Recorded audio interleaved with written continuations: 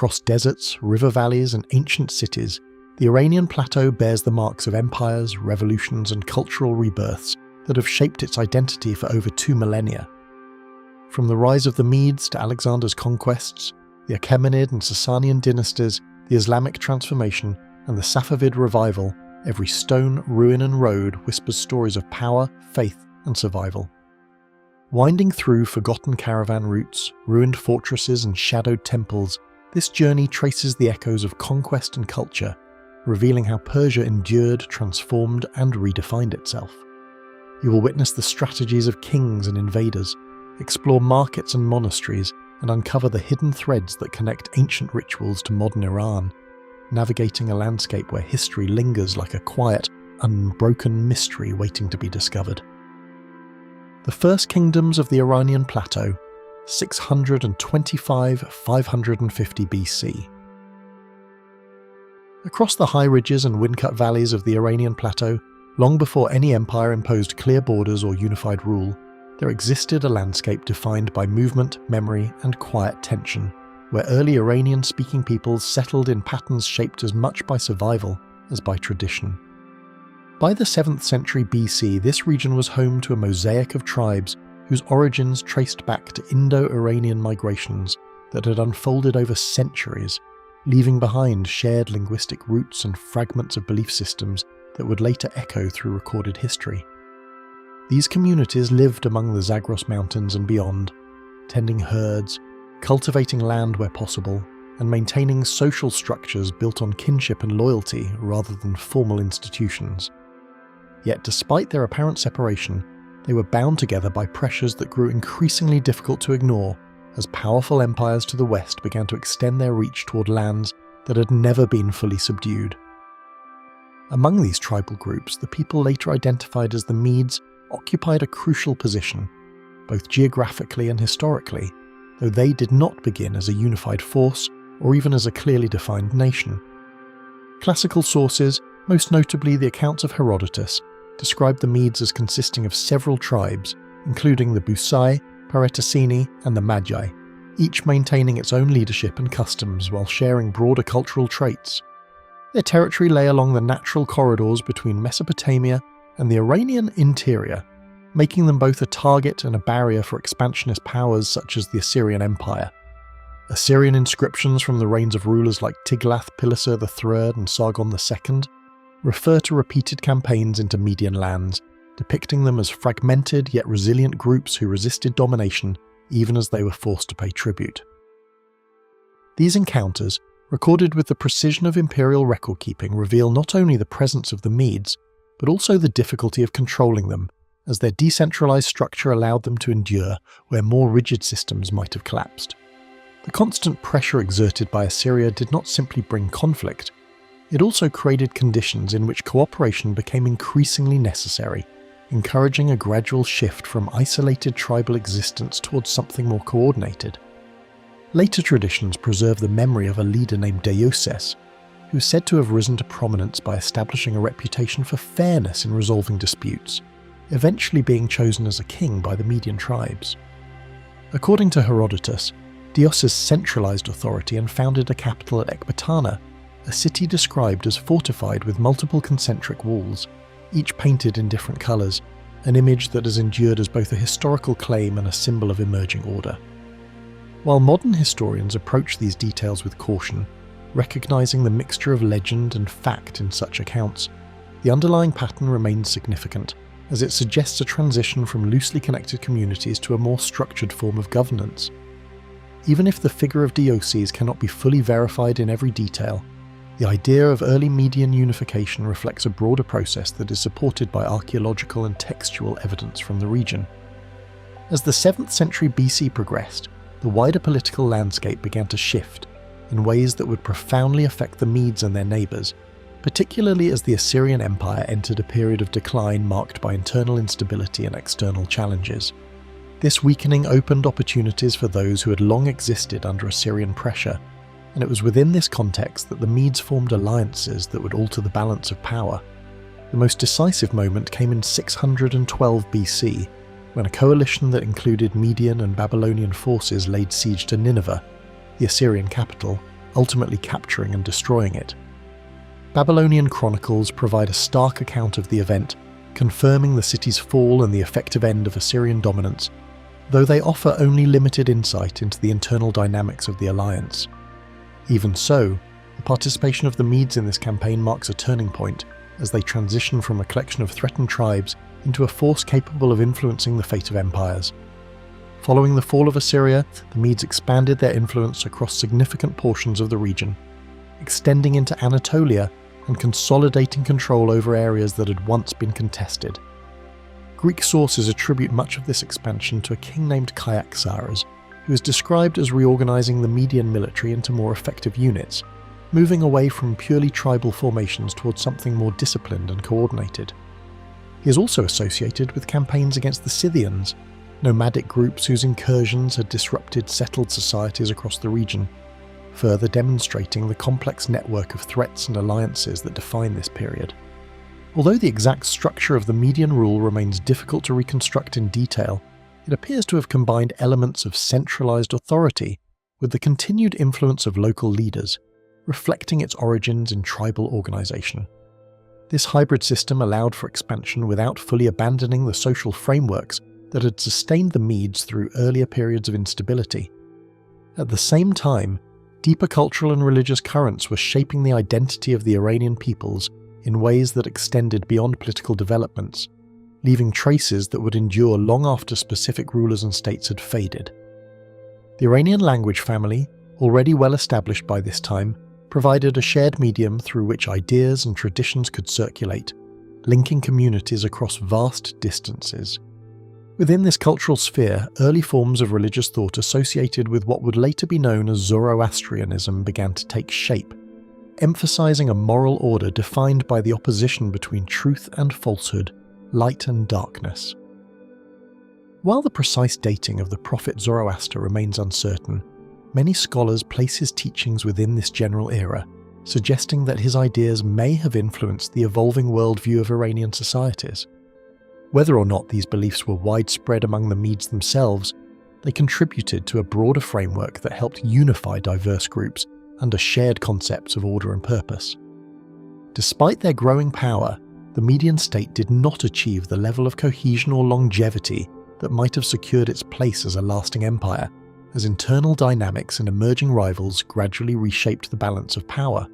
To the south, in the region known as Persis, another Iranian group was rising, initially subordinate to the Medes, but increasingly assertive under its own leadership. The Persians shared many cultural and linguistic traits with the Medes, yet their political trajectory would soon diverge in a decisive way. By the mid-6th century BC, a leader named Cyrus, later remembered as Cyrus the Great, had begun to challenge Median authority, drawing support from factions that may have been dissatisfied with existing rule. The details of this conflict are preserved in sources such as the Babylonian Chronicle, which records the defeat of the last Median king, Astyages, around 550 BC, marking the end of Median dominance. The transition from Median to Persian control did not represent a complete break with the past, but rather a transformation that carried forward many of the structures and traditions that had already taken root. The Medes, though politically absorbed, continued to play a role within the emerging Persian state, contributing to its administrative and military systems. In this sense, the legacy of the Medes extends far beyond the lifespan of their own kingdom, as they provided a foundation upon which one of the ancient world's greatest empires would be built.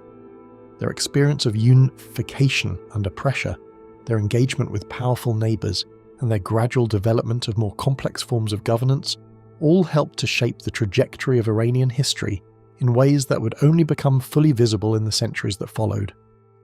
What remains most striking about this early period is not simply the rise and fall of specific leaders or states, but the quiet emergence of a shared identity that persisted even as political structures changed, an identity rooted in language, belief, and a collective memory of survival on a landscape that demanded resilience. The Medes did not leave behind extensive written records of their own, and much of what is known about them comes from external sources, yet their presence is unmistakable in the patterns that followed, in the continuity of culture and the echoes of organization that would later define imperial rule. And as the last Median king fell and a new power took his place, the story of the Iranian plateau did not end but shifted, carrying forward everything that had been built in ways that would soon reshape the ancient world. A new ruler was already moving through the same mountains, preparing to turn these foundations into something far greater than the Medes had ever imagined. Cyrus the Great and the Birth of Persia, 550–530 BC. What had begun as a fragile unity under Median rule was already beginning to shift in ways that few could yet recognize, as the structures that had held together a coalition of tribes and territories revealed signs of strain beneath their surface. The authority of the Median king, Astyages, rested on a system that had grown out of necessity rather than long-established institutions, shaped by alliances, loyalties, and the memory of shared struggle against Assyria. Yet by the middle of the 6th century BC, that balance no longer appeared secure, as internal divisions and the complexities of governing a diverse region created conditions in which power could be challenged from within. It was in this environment, where control depended as much on perception as on force, that the next transformation of the Iranian plateau quietly began. Within this uncertain balance of power, a figure emerged from the Persian lands to the south whose position was at once subordinate and quietly strategic. Cyrus, the son of Cambyses and Anshan, belonged to a line of local rulers who had long existed under Median influence, their authority recognized but limited within the broader hierarchy.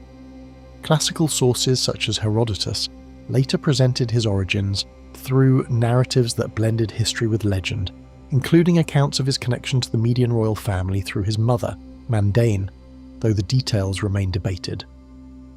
More concrete evidence, such as the Babylonian Chronicle, confirms his rise not as a myth but as a political reality, situating him within a network of relationships that he would soon begin to reshape. Rather than appearing suddenly, Cyrus's emergence reflects a gradual accumulation of influence, as the Persian position within the Median sphere became increasingly assertive. Tension gave way to open defiance when Cyrus moved against Astyages, turning what might have remained a contained rivalry into a decisive rupture. The precise causes of the conflict are not fully recorded, but surviving sources suggest that discontent among Median elites may have played a role, weakening the cohesion that had once sustained the kingdom. The Babylonian Chronicle provides a brief yet significant account, noting that Astyages marched against Cyrus but was ultimately defeated, with his own troops reportedly turning against him. This moment, recorded without embellishment, hints at a deeper instability, as loyalty within the Median ranks proved uncertain when tested. What followed was not merely a victory in battle, but a transfer of authority that would redefine the region, as the Persians moved from subordination to dominance. The fall of Ecbatana did not unfold as a prolonged collapse, but as a sudden transfer of authority that reshaped the region almost overnight. The city, long associated with Median power, passed into Persian hands, marking the end of Astyages' rule and the effective absorption of the Median state. Yet this transition did not carry the signs of widespread destruction that often accompanied conquest in the ancient world, suggesting that the change in leadership may have been facilitated as much by internal realignment as by external force. The Medes themselves did not disappear from the historical record. Instead, they became part of the emerging Persian system, their elites integrated into a new hierarchy. In this way, the fall of the Medes was not an erasure but a transformation, as their legacy continued within a structure that would soon expand far beyond their original reach. Rather than dismantling what he had conquered, Cyrus appeared to preserve and adapt existing structures in ways that distinguished his rule from those before him. This approach, while difficult to reconstruct in full detail, is supported by patterns observed in later developments of the Achaemenid Empire, where local administrations were often maintained under overarching imperial authority. Such continuity suggests that Cyrus recognized the value of stability in newly acquired territories, choosing to incorporate rather than replace systems that were already functioning. This method did not eliminate resistance or tension, but it provided a framework through which diverse regions could be governed without constant disruption. It also marked a departure from the practices of earlier empires, where conquest frequently led to displacement and restructuring, indicating a different vision of power taking shape. Expansion followed with a pace that suggested careful planning beneath the surface, as Persian forces advanced beyond the plateau into lands long held by established kingdoms. One of the most significant of these campaigns was directed westward against Lydia, ruled by King Croesus, whose wealth and influence had become widely known in the ancient world. According to Greek accounts, Croesus sought to challenge Cyrus, but was ultimately defeated, with the Persian victory leading to the incorporation of Lydia and its territories into the growing empire. The fall of Sardis, Lydia's capital, marked a turning point, as it extended Persian control into Anatolia and brought them into closer contact with the Greek cities along the coast. These developments expanded not only the geographic reach of Persian power, but also the complexity of the populations now under its rule. Babylon presented not only a strategic prize, but a test of legitimacy, where conquest alone would not be enough to secure lasting control. In 539 BC, Cyrus's forces entered the city following the defeat of the Babylonian king Nabonidus, an event recorded in both the Babylonian Chronicle and the Cyrus Cylinder. These sources describe the transition in terms that emphasize continuity rather than disruption, portraying Cyrus as a ruler who respected local traditions and restored order. The Cyrus Cylinder in particular presents him as chosen by the god Marduk to bring stability back to Babylon, a claim that reflects both political strategy and an understanding of the importance of local belief systems. Whether viewed as calculated messaging or genuine policy, this approach allowed Cyrus to establish authority in one of the most significant cities of the ancient world without the devastation that might have accompanied a more forceful conquest. Out of these successive campaigns, a new kind of empire began to take shape, defined less by uniform control than by its ability to hold together immense diversity. The territories now under Persian rule stretched from the Iranian plateau to Mesopotamia and Anatolia, encompassing a wide range of cultures, languages, and traditions. Governing such an expanse required more than military strength. It demanded a system capable of managing complexity without collapsing under its own weight. Early indications suggest that Cyrus relied on a combination of local governance and overarching authority, allowing regions to maintain aspects of their identity while remaining part of a larger political structure. This balance between unity and variation would become a defining feature of the empire, setting it apart from earlier models of domination. Even as the empire reached its widest extent under Cyrus, uncertainty lingered at its edges, where expansion had outpaced stability. Campaigns to the east, including those into Central Asia, extended Persian influence into regions that were less familiar and more difficult to control, bringing new challenges that differed from those faced in the west. It was during one of these campaigns, around 530 BC, that Cyrus met his end, though the exact circumstances of his death remain uncertain, with various sources offering differing accounts. What is clear is that his death occurred at a moment when the empire was still in the process of defining itself, its structures not yet fully solidified. The loss of its founder introduced a new phase of uncertainty, as the continuity of leadership would now determine whether what he'd built could endure. What Cyrus left behind was not a finished system, but a framework whose strength would soon be tested by those who inherited it, as the transition of power raised questions about stability, succession, and control across a vast and varied territory. His legacy was embedded not only in the lands he had conquered, but in the methods he'd used to govern them, methods that would influence the shape of the empire long after his death. The Medes had laid the foundations of unity under pressure, but Cyrus had expanded those foundations into something far more ambitious, creating a structure that extended beyond regional dominance into the realm of empire. And as that structure passed into new hands, its true resilience had yet to be proven. And as control passed into new hands, the fragile balance between expansion and order would begin to reveal how difficult it was to hold such an empire together. Building the greatest empire on Earth 530–486 BC. The moment Cyrus was gone, the question was no longer how the empire would expand, but whether it could endure at all. His death left a vacuum not only in authority but in the delicate networks of loyalty that had held together a nascent empire stretching from the Iranian plateau to Mesopotamia and beyond. While the territories he had conquered were vast, the mechanisms for holding them together were still emerging, fragile threads binding diverse peoples and cultures under a single crown. It was into this uncertainty that his successor would step, tasked with both preserving the gains of his predecessor and asserting control over regions whose allegiance had never been guaranteed. Cambyses inherited not only his father's territories, but the expectation that expansion must continue without interruption. As king of Persia, he faced immediate pressure to demonstrate strength, both to the Medes who had been integrated into the system and to the wider network of vassal states. Historical sources, including Herodotus, note that Cambyses directed his attention westward, turning toward Egypt, a land whose political and economic significance made it a prize unlike any other in the known world. The Persian court and military, though still consolidating power internally, would now be tested in both ambition and coordination, navigating distances and unfamiliar environments far beyond the plateau. Egypt stood as both a distant prize and a calculated risk, lying beyond deserts that tested the limits of coordination and supply. Cambyses' campaign required moving an army through harsh terrain while managing the complexities of logistics, communication, and the integration of diverse forces. The conquest culminated in the fall of Psamtik III at Pelusium around 525 BC, an event recorded in Greek sources and corroborated by Persian administrative records. Yet this victory was more than a military achievement.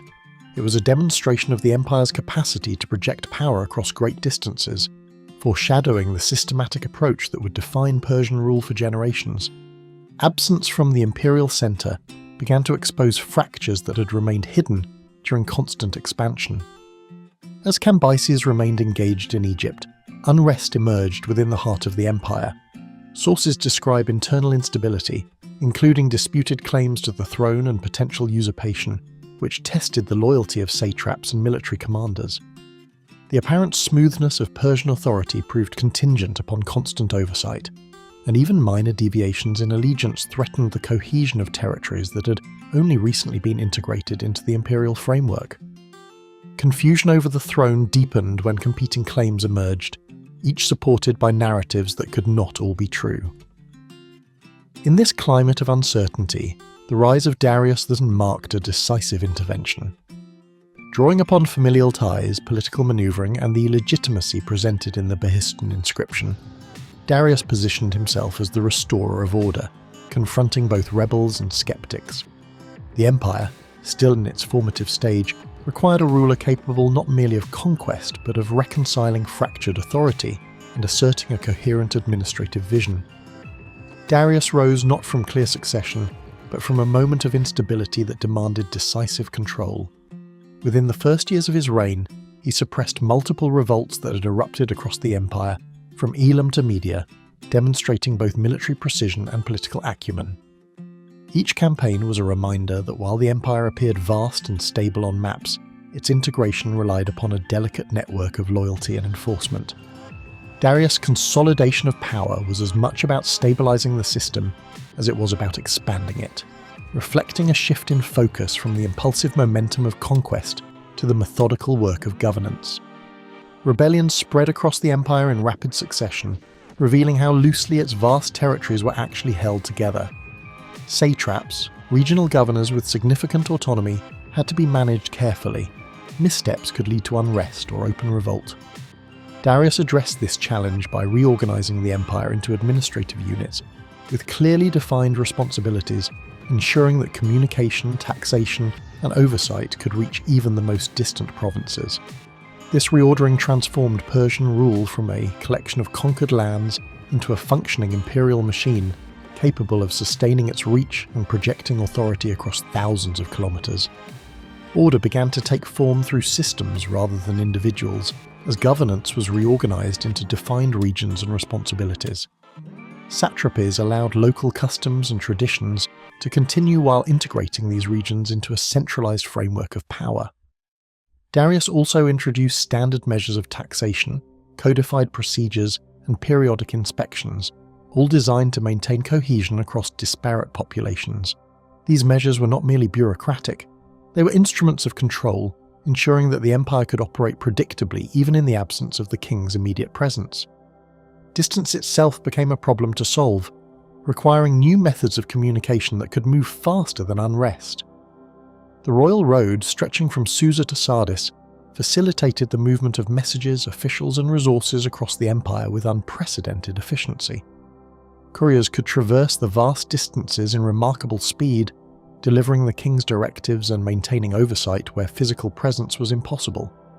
In these systems, the empire's strength lay not in a single individual, but in a network of processes capable of sustaining order, even under pressure from rebellion or logistical challenge. Standardization extended beyond administration into the economy, where uniform systems of value began to replace local variation.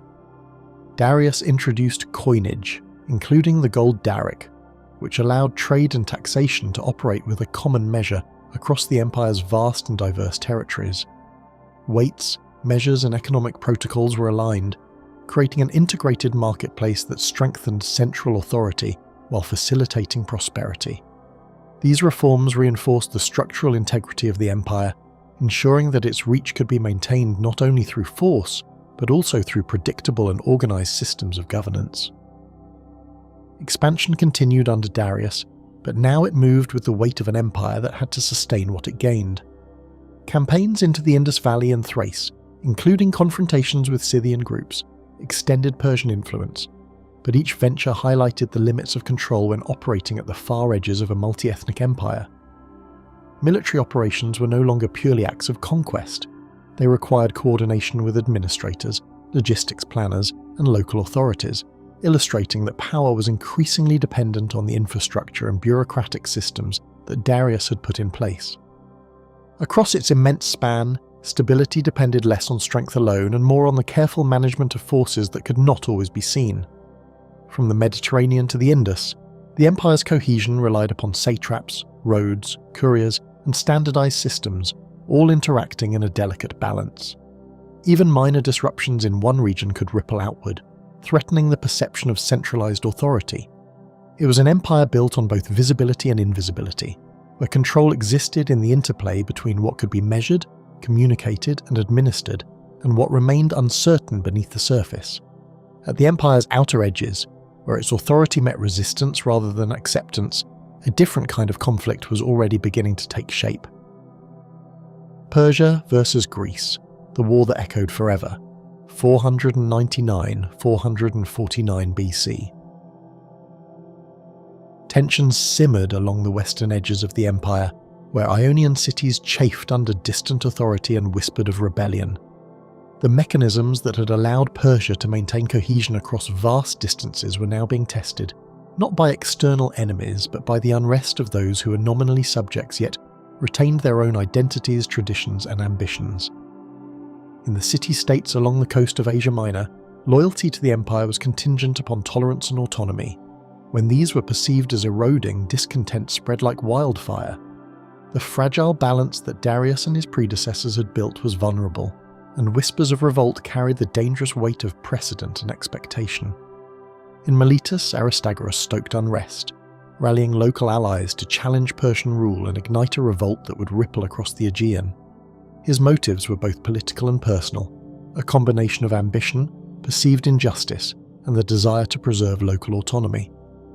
Other cities, including Ephesus and Mytilene, quickly aligned with his cause, recognizing that Persia's vast distances complicated centralized control and offered a window of opportunity. The revolt was not merely a rebellion against taxation or law, it was a clash of identity, where the loyalty of peoples bound by geography and commerce was tested against the authority of an empire whose presence was felt more in edicts than in personal oversight. Darius dispatched forces swiftly, intent on quelling insurrection before it could spread, yet even his seasoned commanders faced the challenge of coordinating armies across the sea. Persian strategy relied on overwhelming force and disciplined organization, but moving men and supplies through the Aegean required careful planning and timing. Naval support was limited, and the geography of the coast, mountains, harbours, and islands favoured local knowledge. Reports of successes and setbacks travelled slowly, leaving the king to make decisions under uncertainty, a tension that would recur repeatedly across the empire's far-flung reaches. The arrival of Athenian and Eretrian ships signalled that Persia's conflict was no longer a local disturbance, but the beginning of a confrontation reaching into the heart of the Greek world. The intervention of these city-states expanded the revolt into an international affair, demonstrating that the reach of Persia's authority had limits when neighbouring powers acted with strategic intent. Their support emboldened the Ionians, providing not only material assistance but also a sense of legitimacy and hope that distant observers could influence the balance of power. In doing so, these allies transformed a regional uprising into a challenge that would echo across decades and continents. Despite fierce resistance, the revolt ultimately faltered, leaving Miletus and other cities in ruin while demonstrating both the empire's reach and the vulnerability of distant holdings. Persian forces recaptured territory with brutal efficiency, destroying fortifications and punishing leaders. Yet even in victory, the suppression of the Ionian revolt exposed the fragility of imperial cohesion and foreshadowed the difficulties that would arise when the empire confronted not only organized states, but also populations motivated by ideology, pride, and local loyalty. Success in battle did not erase the memory of resistance. It etched a warning into the collective consciousness of both the conquered and the conquerors. Years later, Xerxes ascended the throne, inheriting not only an empire of unprecedented scale, but a lingering desire to avenge the intrusion of Greek forces into Persian affairs. He assumed command in a period marked by both consolidation and the memory of earlier unrest. Unlike his predecessors, Xerxes faced not only the practicalities of administration, but the psychological weight of expectation. A king who would restore honor to the empire while confronting an adversary whose tactics were unfamiliar and whose terrain was unforgiving. Preparations for expansion were as much about strategic calculation as they were about projecting the empire's authority across distances and cultures that resisted domination. His armies moved west with meticulous planning, crossing the Hellespont and pressing toward Thermopylae, where Spartan resolve would test the limits of Persian might. The campaign combined land and naval forces, each facing its own logistical challenges. Mountains, narrow passes, and fortified positions amplified the natural advantage of defenders, forcing Persian commanders to adapt strategies that had succeeded in the east to a far different environment. Even with numerical superiority, victory was not guaranteed. Each movement required foresight, coordination, and an awareness of the unpredictability inherent in confronting a population determined to defend its homeland. Naval and land battles revealed the strategic complexity of confronting city-states fiercely defending their autonomy, challenging assumptions that the empire's size alone guaranteed victory. At Thermopylae, a narrow pass allowed a small contingent to delay the advance of an empire. At Salamis, Greek ships exploited maneuverability to undermine Persian naval strength. These engagements demonstrated that warfare against organized, motivated adversaries was not merely a question of scale, but of adaptability, intelligence, and the capacity to anticipate an enemy that refused to submit passively. The clash highlighted the limits of centralized authority when confronted with decentralized, determined resistance. Even as Persian forces withdrew after Salamis, the encounter left a lasting impression of both the empire's power and the unexpected resilience of its adversaries. While the Persian army could project authority and conquer distant lands, it was vulnerable when facing the combined strategic and moral resolve of a coalition. The war did not end with a decisive Persian victory. It concluded with both sides recognizing the precarious balance between ambition and capability, a lesson that would influence future military and political decisions throughout the region. In the aftermath, lessons were written into policy, strategy, and imperial administration, shaping Persian governance while leaving a mark on Greek identity and collective memory. The empire adapted by refining logistical planning, reinforcing supply lines, and reconsidering the limits of expansion westward.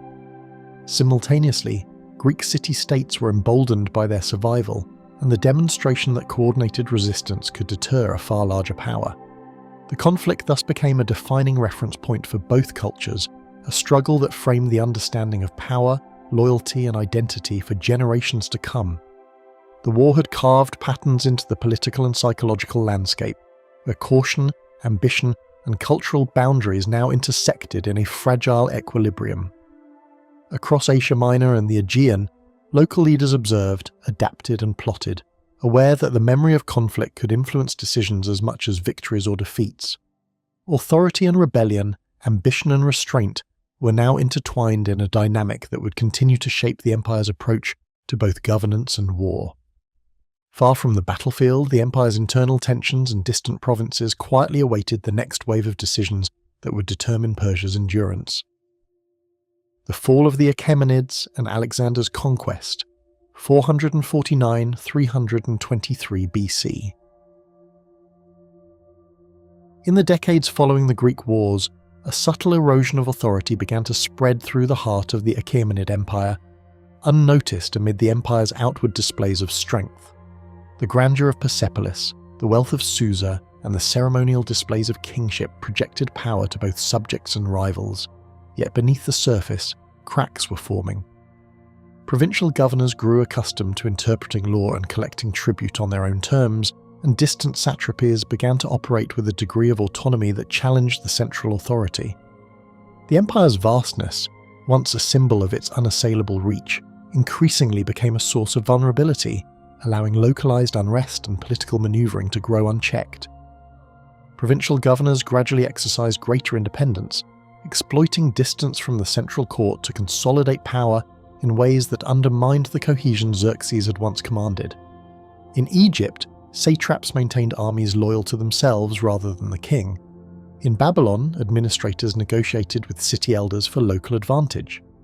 Communication delays meant that even when the court attempted to enforce decrees, enforcement often depended on the goodwill of officials whose interests were increasingly separate from those of the king. The loyalty that had once held an empire together now relied upon fragile personal bonds and the fear of reprisal, neither of which could fully contain ambition or unrest. Palaces in Persepolis and Susa became arenas of intrigue, where succession disputes and internal rivalries distracted kings from the ever-growing pressures at the empire's frontiers. Court officials, royal siblings, and influential nobles maneuvered for advantage, sometimes openly and sometimes through subterfuge, eroding the unity that had been the empire's hallmark. Decisions about policy, taxation, and military deployments were delayed or compromised by competing agendas, and the perception of indecision only emboldened local leaders to pursue their own strategies. The splendor of imperial ritual masked the fragility of leadership, and beneath ceremonial control lay uncertainty that few at the time fully recognized. Treasuries strained under the cost of maintaining armies and infrastructure across continents, while recruitment challenges and logistical demands revealed vulnerabilities in what had once seemed unassailable military systems. Persian forces could be assembled, but supplying them across deserts, mountains, and rivers required precision and cooperation, which were increasingly inconsistent. Tribute collection faltered in some regions, and armies were sometimes left under strength or poorly provisioned, reducing both the empire's military effectiveness and the perception of its invincibility. Economic strain, subtle but persistent, fed the perception of decline and encouraged opportunistic rebellion.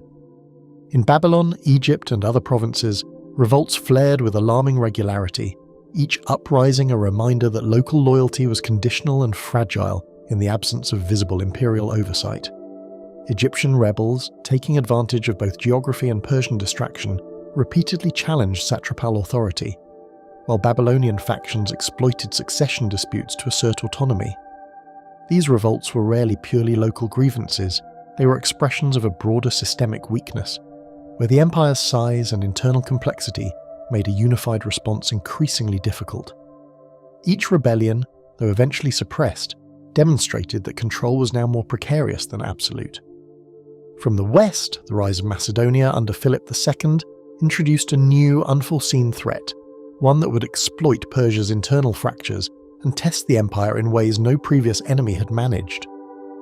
Macedonian military reforms, combined with strategic diplomacy and the ambition of its rulers, produced a force capable of challenging the empire not through sheer numbers, but through agility and innovation. Persian observers, accustomed to managing sprawling territories through traditional hierarchies, now faced an adversary who could strike with speed, coordination, and precision, highlighting the empire's structural weaknesses. Alexander advanced with calculated speed, exploiting both terrain and political weakness, turning Persian overconfidence into an advantage that would carry him deeper into the empire. His campaigns demonstrated that centralized authority, when rigid and bureaucratically dependent, could be circumvented by strategic maneuvering. Local populations, sensing uncertainty among satraps and troops, often provided intelligence or resisted ineffectively, further magnifying the perception of Persian vulnerability. Alexander's presence was more than a military threat. It was a catalyst that revealed the empire's fragility in stark relief. At Issus and later Gaugamela, Persian forces encountered tactical precision and adaptability they had seldom faced, and the empire's vastness became a liability rather than a shield. Armies that once relied on overwhelming manpower and disciplined ranks struggled against smaller, highly coordinated forces exploiting terrain and timing. Communication delays, inconsistent loyalty among satraps, and the logistical challenges of coordinating such large armies compounded the difficulties. Each defeat was not merely a tactical loss, but a signal that centuries of centralized power could unravel rapidly under the right pressure. Darius III's retreat from the battlefield became a powerful symbol of decline, revealing that even kings could not impose authority where structural cracks had long been forming. His flight, though intended to preserve forces for future engagement, demoralized troops and emboldened Alexander's advance. The psychological impact of a king abandoning the field resonated across cities and provinces, eroding faith in leadership and accelerating the empire's collapse. What had been a sprawling, resilient polity appeared suddenly brittle, and the illusion of unshakable authority gave way to stark reality. Cities, satrapies, and administrative networks were left in disarray as the empire disintegrated with startling speed, its collapse underscoring how centuries of consolidation could unravel in a single generation. Persepolis, the jewel of Persian architecture and ceremony, fell to plunder and fire. Satraps surrendered or switched allegiance. Bureaucracies that had functioned across continents ceased to operate effectively. The mechanisms of governance built to project stability now became irrelevant in the face of swift conquest, illustrating how structural complexity without adaptive leadership can be a weakness as much as a strength. The fall of the Achaemenids set in motion a transformation of Persian lands, identity, and governance, foreshadowing the era of Hellenistic kingdoms and contested regional power. Greek administration, Macedonian oversight, and emerging local dynasties reshaped territories once united under the Achaemenid banner, blending continuity with profound change. Persian traditions survived in culture and governance, yet the political landscape was irrevocably altered, and the empire that had once seemed eternal had passed into memory and legend. As Alexander's conquests carved new borders and established new rulers, the stage was set for Persia's lands to endure under shifting crowns and evolving cultures. Foreign rule and the return of Iranian power, 323 BC, 224 AD. In the wake of Alexander's death, the Iranian plateau fell under a new order, one imposed by distant rulers who knew the land only in fragments and maps. The Seleucid kings claimed authority over territories they could not easily govern, relying on local governors and Greek settlers to enforce their rule. Cities once accustomed to Achaemenid administration now faced foreign officials with unfamiliar customs, and the daily life of the plateau became a subtle battleground between old traditions and imposed Hellenistic norms.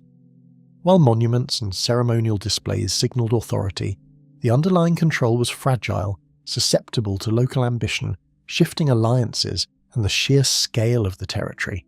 The Seleucid kings sought to impose Hellenistic governance, blending Greek settlers with local satraps, yet every decree faced the resistance of centuries-old traditions and distant provincial loyalties.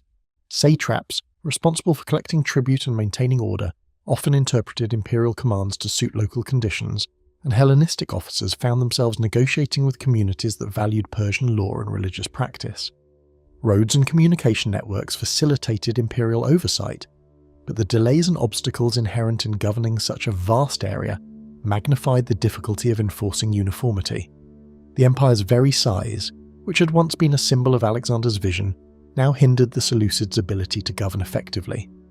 Across cities such as Babylon, Ecbatana, and Susa, Hellenistic customs collided with Persian rituals, creating subtle tensions that echoed in markets, temples, and elite households alike. Greek-style theatres, gymnasiums, and coinage existed alongside Zoroastrian temples, local councils, and Persian noble families whose influence endured. Everyday life became a negotiation between two worlds. Education, law, and trade increasingly reflected Greek models, while religious observances and familial loyalties remained resolutely Persian. These cultural intersections were not always violent, yet they generated a persistent undercurrent of unease, hinting at the possibility of deeper political shifts. Amid Seleucid instability, Parthian tribes gradually expanded their influence, exploiting both mountainous terrain and the empire's overextended administration to assert a distinct presence. These nomadic groups, organised under emerging aristocratic families, capitalised on the Seleucid focus elsewhere, slowly consolidating power in northeastern Iran. By securing strategic trade routes and forging alliances with local elites, the Parthians carved a sphere of influence that would eventually challenge Seleucid authority. Their rise was gradual, almost imperceptible at first, yet it carried the weight of centuries of localised knowledge and martial tradition that the foreign rulers could not easily match. Through alliances, strategic marriages, and calculated campaigns, the Parthians unified fractured territories, establishing a governance system that balanced local autonomy with central authority. Unlike the Seleucids, who relied heavily on imported administrators, Parthian rulers incorporated existing Persian institutions into their statecraft, maintaining a sense of continuity while adapting to new political realities. Satraps and regional leaders retained significant local power, yet they now answered to a court capable of coordinating defence, diplomacy, and taxation across a wider territory. This dual system allowed the Parthians to survive challenges both from rebellious subjects and external forces. To the west, the Romans emerged as a persistent threat, testing Parthian borders through incursions and diplomacy, their presence casting a long shadow over Persian ambitions. From the Euphrates to the fringes of Mesopotamia, Roman legions probed defences and established client states, creating a constant tension that demanded strategic vigilance. Parthian leaders engaged in both warfare and negotiation, using fortifications, mobility, and intelligence networks to counter Roman expansion. Each confrontation carried the risk of destabilizing not only the borderlands, but also the internal cohesion of the empire, forcing leaders to weigh restraint against the need for decisive action.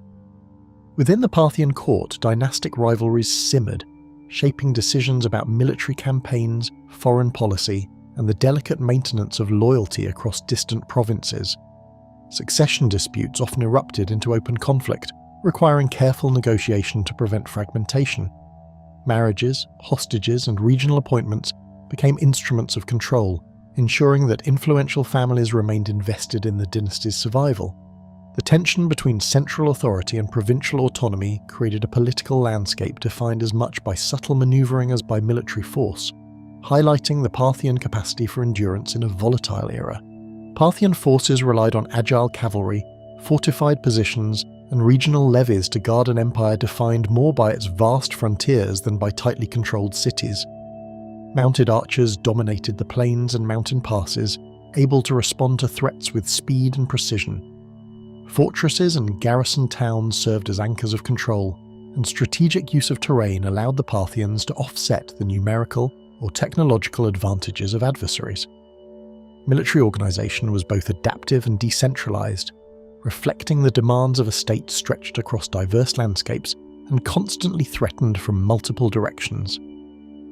Despite foreign oversight, Persian traditions endured in language, coinage, art, and religion, weaving a thread of continuity through decades of external domination. Zoroastrian rites persisted alongside Greek-influenced ceremonies. Persian script and iconography remained on coinage, reminding subjects of a history older than the current rulers. Literature, historiography, and local chronicles maintained collective memory, preserving the identity and heritage of the Iranian people even as political authority shifted. These enduring cultural markers reinforced a sense of continuity that would outlast any single dynasty. Clashes with Rome punctuated the era, yet Parthian leaders often combined restraint with tactical diplomacy, securing survival in a landscape of shifting alliances and contested borders. Treaties, tributes, and negotiated settlements were as important as victories on the battlefield, and the empire's survival depended on a careful balance of deterrence and accommodation. Each military engagement revealed not only the limitations of Parthian power, but also its capacity for strategic patience, allowing the state to endure centuries of external pressure. Centuries of external control left lasting imprints on Iranian governance, infrastructure, and societal organisation, shaping the foundation for a future resurgence of native authority. Roads, fortifications, urban layouts, and administrative practices absorbed both Seleucid and Parthian innovations, creating a framework upon which the next Iranian dynasty would build. The synthesis of imported techniques and indigenous practices provided resilience, ensuring that the plateau remained politically and culturally distinct despite centuries of foreign dominance.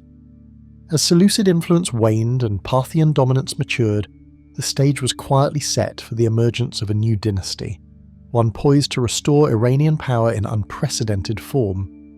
Across the plateau, ancient administrative centres, military roads, and cultural institutions that had survived centuries of foreign oversight now awaited reorganisation under leadership that combined legitimacy with ambition. The memory of past empires lingered in coinage, inscriptions, and ritual practices, preserving a foundation upon which a holy Iranian state could rise once more. Every city, fortress, and frontier carried the imprint of both Seleucid and Parthian stewardship, creating a landscape ready to be reshaped by the Sasanian dynasty, whose arrival would signal the resurgence of native authority and the dawn of a new era. The coming rise of the Sasanian Empire would reclaim Persian lands with renewed authority, heralding an era where centuries of foreign rule would be eclipsed by indigenous ambition. The Sasanian Empire, Persia reborn, 224, 651 AD. Beneath the fading shadow of Parthian authority, a new dynasty emerged with ambitions that would reshape the Iranian plateau. The weakening Parthian state, burdened by internal fragmentation and intermittent conflict with Rome, left a vacuum that Artaxerxes, a local ruler in Persis, was uniquely positioned to exploit. His rise was neither sudden nor accidental. It was the culmination of decades of regional organization, strategic alliances, and a vision for centralized rule. As the Parthians struggled to maintain distant frontiers and a fractious nobility, Artaxerxes began consolidating control over southern territories, systematically bringing neighbouring towns, fortresses, and tribal lands under a singular authority, signalling the dawn of the Sasanian era. Artaxerxes moved decisively, consolidating scattered territories and imposing a vision of centralized governance that few had seen in centuries. He reorganized military forces, established administrative hierarchies, and fortified key cities, ensuring that both loyal troops and bureaucrats were tied to the new imperial center. This consolidation was reinforced by a network of roads, garrison towns, and strategically placed fortresses, enabling rapid response to local revolts and external threats alike. Through a combination of personal charisma, calculated diplomacy, and martial acumen, Artaxerxes transformed what had been a patchwork of Persian satrapies into a coherent state, one that asserted both political and symbolic authority across the plateau. Zoroastrianism was elevated from a spiritual tradition to the backbone of imperial legitimacy, its rituals and priesthood intertwined with the machinery of state. The Sasanian rulers used religious institutions to reinforce their claim to divine sanction, promoting orthodoxy while co-opting priestly networks for governance. Temples and fire altars became focal points, not only for worship but also for asserting imperial ideology, creating a moral and spiritual framework that justified conquest, centralization, and taxation. By linking rulership to sacred authority, the Sasanians could legitimize their power across diverse populations, cultivating loyalty in regions long accustomed to local autonomy. Campaigns swept across rebellious regions, each victory not only expanding territory, but signalling the resurgence of Iranian authority. The early Sasanian military operations moved with calculated precision, targeting strategic towns and river crossings to secure trade and communication lines. In areas still loyal to Parthian elites or resistant local dynasts, Artaxerxes demonstrated both ruthlessness and political savvy, integrating defeated rulers into the imperial framework rather than merely displacing them. These campaigns were as much about the projection of legitimacy as they were about territorial control, ensuring that the Sasanian dynasty appeared as the rightful heir to centuries of Iranian sovereignty. Governors along northern steppes, western marches, and eastern deserts navigated the tension between local autonomy and imperial demands. In these frontier regions, the Sasanian state relied on a combination of fortified towns, local elites, and mobile cavalry to maintain control. Authority was exercised with both pragmatism and force. Local customs were often respected, provided tribute and military support were rendered. The balance of central oversight and regional autonomy became a defining feature of the empire, allowing distant provinces to remain engaged in governance while ensuring that the emperor's authority remained recognized throughout the realm. When Roman legions crossed into Mesopotamia, Sasanian commanders responded with strategies that combined mobility, fortification, and calculated risk. The empire's army, organized around heavily armored cavalry and supported by fortified positions along the Tigris and Euphrates, could quickly respond to incursions. Skirmishes, sieges, and battles were conducted with an eye toward both military success and political messaging, signaling the Sasanian claim to Mesopotamia and asserting Iran's status as a regional power. These early engagements demonstrated not only martial skill, but also an understanding of psychological and strategic leverage in a contested frontier. Extended conflict with Byzantium revealed both the empire's military resilience and the hidden fragilities within its long supply lines and provincial loyalties. Campaigns stretched across mountains, rivers, and deserts, testing the limits of communication and logistics. While Sasanian generals often achieved remarkable victories, prolonged engagements exposed vulnerabilities, requiring careful planning and resource management. The drawn-out nature of these wars shaped the empire's internal politics, forcing emperors to balance expenditure, troop morale, and diplomatic overtures to prevent collapse under the weight of continuous conflict. Trade networks thrived under imperial protection, while monumental architecture, coins, and inscriptions broadcast the empire's wealth and ideological purpose. Cities like Ctesiphon became vibrant centers of commerce, learning, and administration, linking Persia to the wider Eurasian world. Roads connecting caravan routes and rivers enabled the flow of goods, ideas, and cultural influence, while coinage standardized economic exchange and displayed imperial imagery. Through these means, the Sasanian state projected stability, wealth, and continuity, reinforcing both its practical governance and its symbolic presence across diverse lands.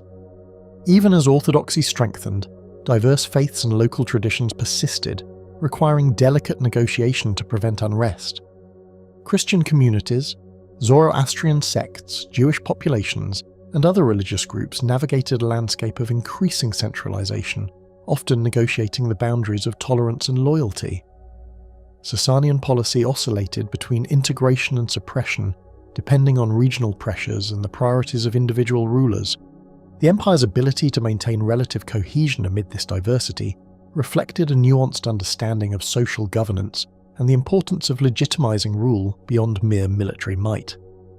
Succession disputes flared across the court, each requiring diplomacy, force, or strategic marriage to maintain cohesion.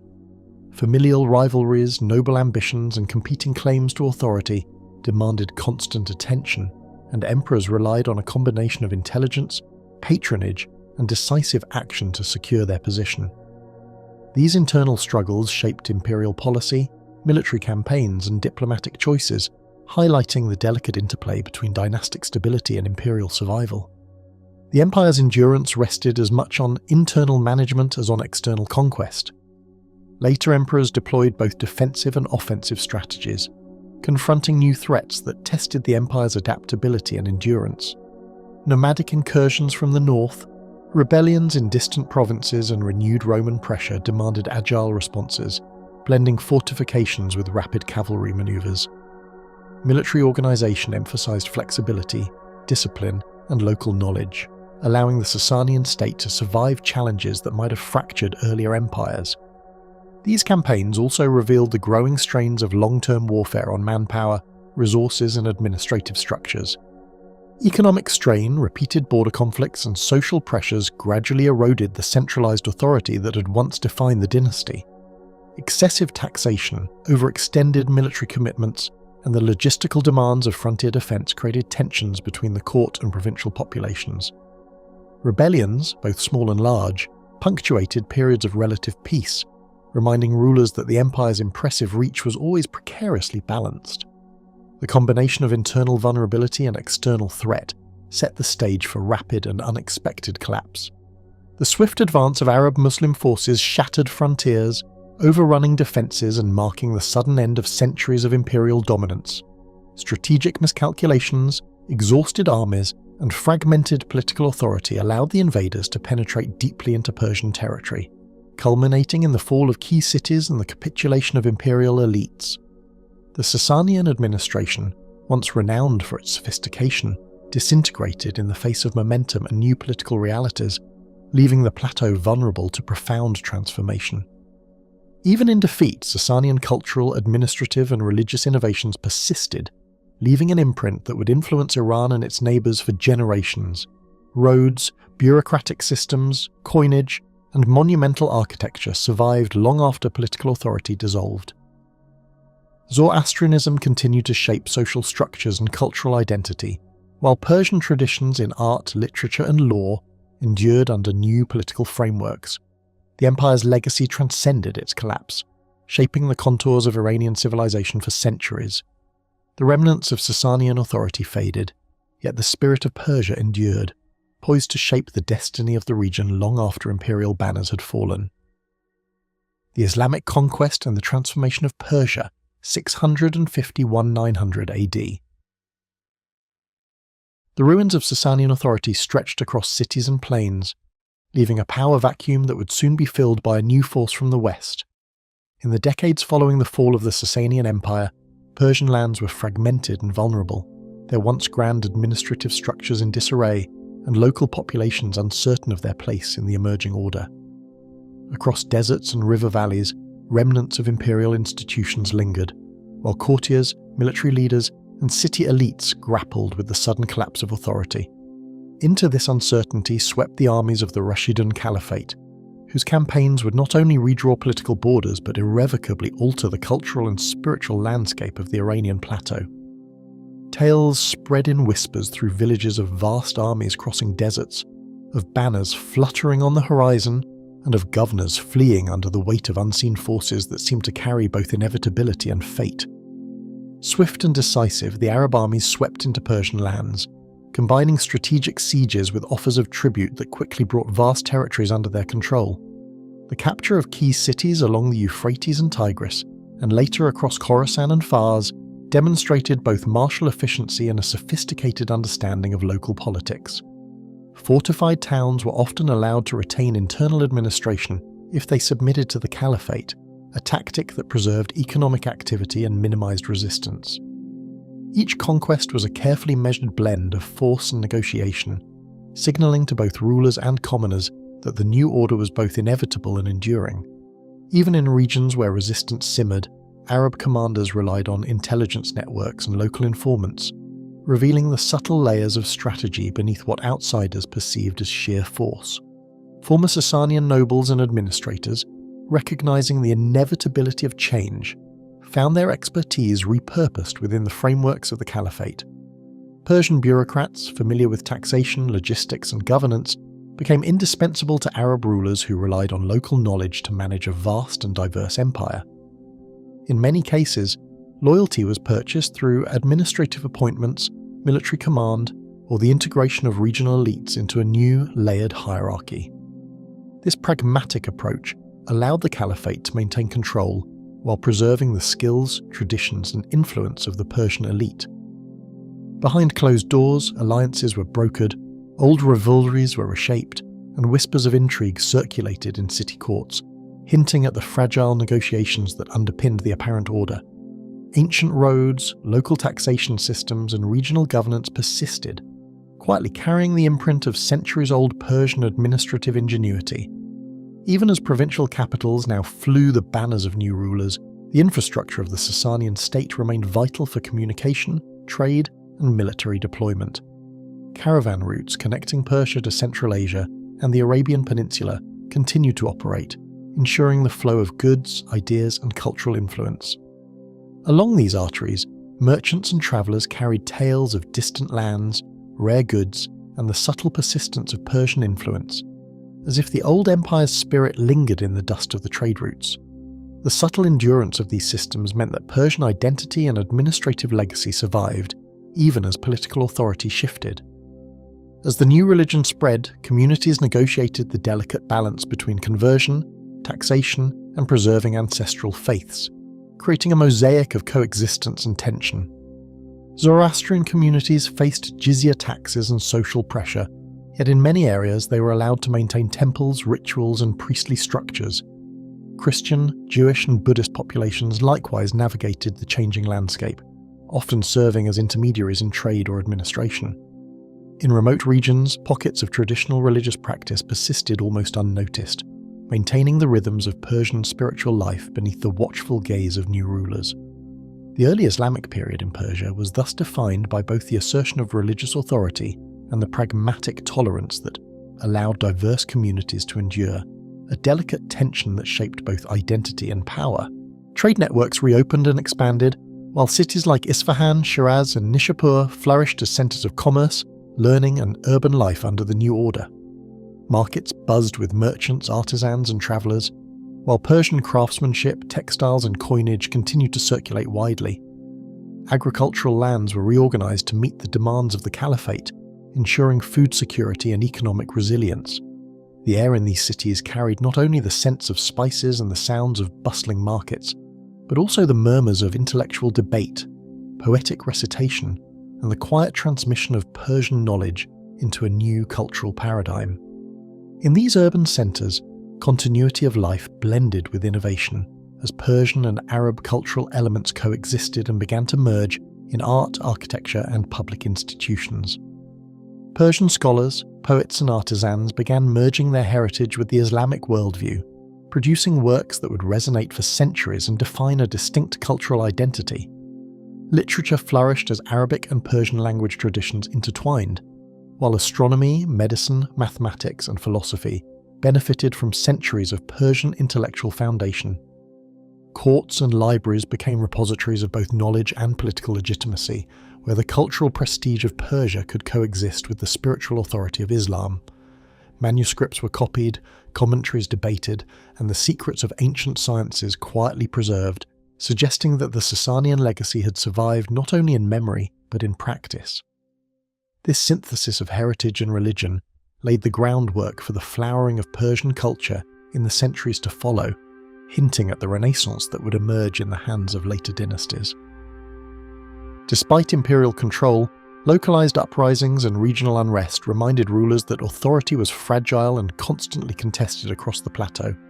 Tribal revolts in Khorasan, rebellions in Fars, and urban disturbances in key cities demonstrated that conquest did not equate to uniform loyalty. Arab governors often relied on Persian intermediaries to quell unrest, negotiate settlements, and maintain order. Each skirmish, each whispered plot, reinforced the precarious nature of governance and the subtle power of local knowledge.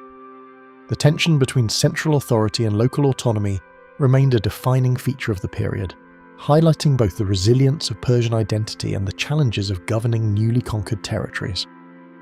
By the end of the 9th century, Persia had not merely survived conquest but had transformed, blending its traditions with new political and spiritual realities to forge a resilient, enduring identity. Persian language, administrative expertise, artistic conventions, and philosophical thought persisted and evolved under the Islamic framework, creating a distinct cultural and political identity that was simultaneously Iranian and Islamic. Hidden in quiet corners of cities and monasteries, scholars preserved ancient texts and rituals, while in bustling markets and caravan routes, Persian knowledge travelled unnoticed across vast distances. The foundation laid in these centuries enabled later dynasties such as the Samanids to cultivate a uniquely Persian Islamic Renaissance that would shape the region for generations. Even beneath the banners of foreign rulers, the essence of Persia endured, quietly reshaping its culture, society, and power in ways that would echo through the centuries. The Persian revival and the coming of the Turks, 912-19 AD. Silent streets and forgotten fortresses marked a Persia ready to awaken, where the echoes of past empires whispered of a cultural rebirth yet to come. Centuries of conquest had left scars on the land, but they also preserved the memory of Persian governance, art, and learning. In the eastern cities of the plateau, scholars, poets, and administrators began to trace the outlines of a new intellectual and cultural order, quietly restoring traditions that had survived both Sasanian and early Islamic upheavals. The rhythms of daily life, caravans moving along desert routes, markets teeming with merchants, and scholars hunched over scrolls by candlelight formed a subtle lattice of continuity, bridging centuries of political change. This was a period of renewal not marked by banners or battles, but by the deliberate cultivation of knowledge, art, and identity in cities that had endured the fall of empires. In Khorasan's eastern plains, the Samanids cultivated scholarship and poetry, turning cities like Bukhara into luminous centres of Persian intellect and artistry. Their court attracted poets such as Rudaki, whose verses celebrated both the natural world and human insight, while scholars preserved historical chronicles, astronomy, and philosophy in Persian and Arabic. Administrative practices were codified, and Persian became the lingua franca of literature and governance in the region, quietly asserting the cultural identity of a people under nominal Islamic rule. These cities became incubators of knowledge and creativity, offering a glimpse of how Persia could assert its voice even while fragmented politically. The Samanid emphasis on education and cultural patronage ensured that Persian intellectual traditions would not merely survive, they would evolve. Across the Zagros and Central Plains, the Biayid rulers wove delicate alliances, allowing Persian administrators to maintain influence while navigating the shifting religious and political landscape. Controlling much of Western Persia and Baghdad itself, the Biayids operated in a complex network of loyalty, negotiation, and symbolic authority. They relied on Persian bureaucrats for taxation, trade regulation, and urban governance, ensuring the continuation of sophisticated administrative systems that had endured for centuries. Courts buzzed with intrigue as regional leaders balanced loyalty to the caliphate with local autonomy, and Persian elites operated quietly behind the scenes, guiding policy and cultural life without drawing attention. It was in this interplay of power and subtlety that Persian identity persisted, quietly shaping the political framework of the region. Mosques, palaces, and gardens began to bear subtle marks of Persian aesthetic sensibilities, blending pre-Islamic motifs with new forms under the watchful eyes of patrons and artisans. Architectural projects emphasized symmetry, ornamentation, and the creation of public spaces that fostered both community and prestige. Urban layouts preserved the memory of ancient city planning, while new structures showcased evolving artistic techniques influenced by both Islamic and Persian traditions. Even minor decorative elements, tilework, calligraphy, and reliefs reflected centuries of accumulated Persian taste, quietly asserting a cultural continuity that transcended dynastic change. The revival of such visual culture was as much a statement of identity as it was an exercise in artistry. Candles flickered over manuscripts as scholars preserved centuries of knowledge, composing poetry and chronicles that fused Persian tradition with the Islamic worldview. Libraries became repositories of both local and imported wisdom, blending Sasanian history, classical Persian tales, and Islamic theology. Literary innovation flourished as poets refined the ghazal and historians meticulously recorded political events, providing a narrative continuity that would influence generations to come. Intellectual life was both competitive and collaborative. Courts sought prestige through patronage, while scholars navigated complex networks of influence, ensuring that Persian learning remained central to the region's cultural vitality. This careful preservation and transformation of knowledge created an enduring legacy of literary and scholarly achievement. From the steppes of Central Asia, Seljuk horsemen pressed into Persian lands, establishing control while embracing the bureaucratic and cultural sophistication of their new territories. The Seljuks, though of Turkic origin, relied heavily on Persian administrators to manage cities, collect taxes, and maintain judicial systems. They adopted Persian courtly practices, patronized poets and scholars, and reinforced the language and arts that had long defined the plateau. Military conquest and cultural assimilation proceeded hand in hand, producing an uneasy but productive synthesis. Persian traditions persisted even as a new political and military order imposed itself on the landscape. The arrival of the Seljuks was therefore both a disruption and a continuation, a paradox that shaped the trajectory of the region. Bustling markets, thriving madrasas, and caravans flowing along ancient routes ensured that Persian commerce, scholarship, and daily life continued amid shifting rulers. Trade networks connected Persia to Central Asia, the Arabian Peninsula, and even the Mediterranean, facilitating not only the exchange of goods but also ideas, art, and scientific knowledge. Urban centres served as hubs for both economic and intellectual activity, where merchants, artisans, and scholars intersected in spaces that reinforced Persian social and cultural continuity. The integration of Persian administrative and cultural practices into these everyday structures provided a subtle form of resilience, allowing identity and influence to persist even when political power shifted frequently. Even as dynasties rose and fell, Persian elites maintained traditions that quietly guided governance, intellectual life, and artistic expression throughout the plateau. Court rituals, educational curricula, and administrative procedures all bore the imprint of centuries-old Persian innovation, allowing continuity to coexist with change. Regional leaders and scholars exercised authority not only through military or political means, but through cultural influence, shaping perceptions, patronage, and governance in ways that were both visible and subtle. This invisible scaffolding of identity ensured that Persian civilization was never entirely subordinated, even under foreign rulers. By the early 13th century, Persian culture had not only survived, but had been subtly transformed, poised to influence the emerging political and intellectual currents of the region. Local dynasties and Seljuk administrators alike recognized the value of the Persian language, literature, and bureaucratic skill, ensuring that these traditions remained central to governance, diplomacy, and culture. Even amid political fragmentation, Persian identity was no longer a relic of the past. It had become a living, evolving force, resilient and adaptable. The foundations laid during this period would shape Persia's cultural and political trajectory for centuries to come. Through dynastic changes and foreign rule, the spirit of Persia endured, quietly shaping both power and culture in ways that would resonate far beyond its own borders.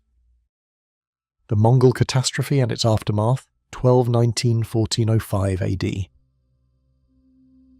By the early 13th century, Persia had emerged from decades of relative stability, its cities vibrant centres of learning, commerce, and architectural achievement under the legacy of the Seljuks.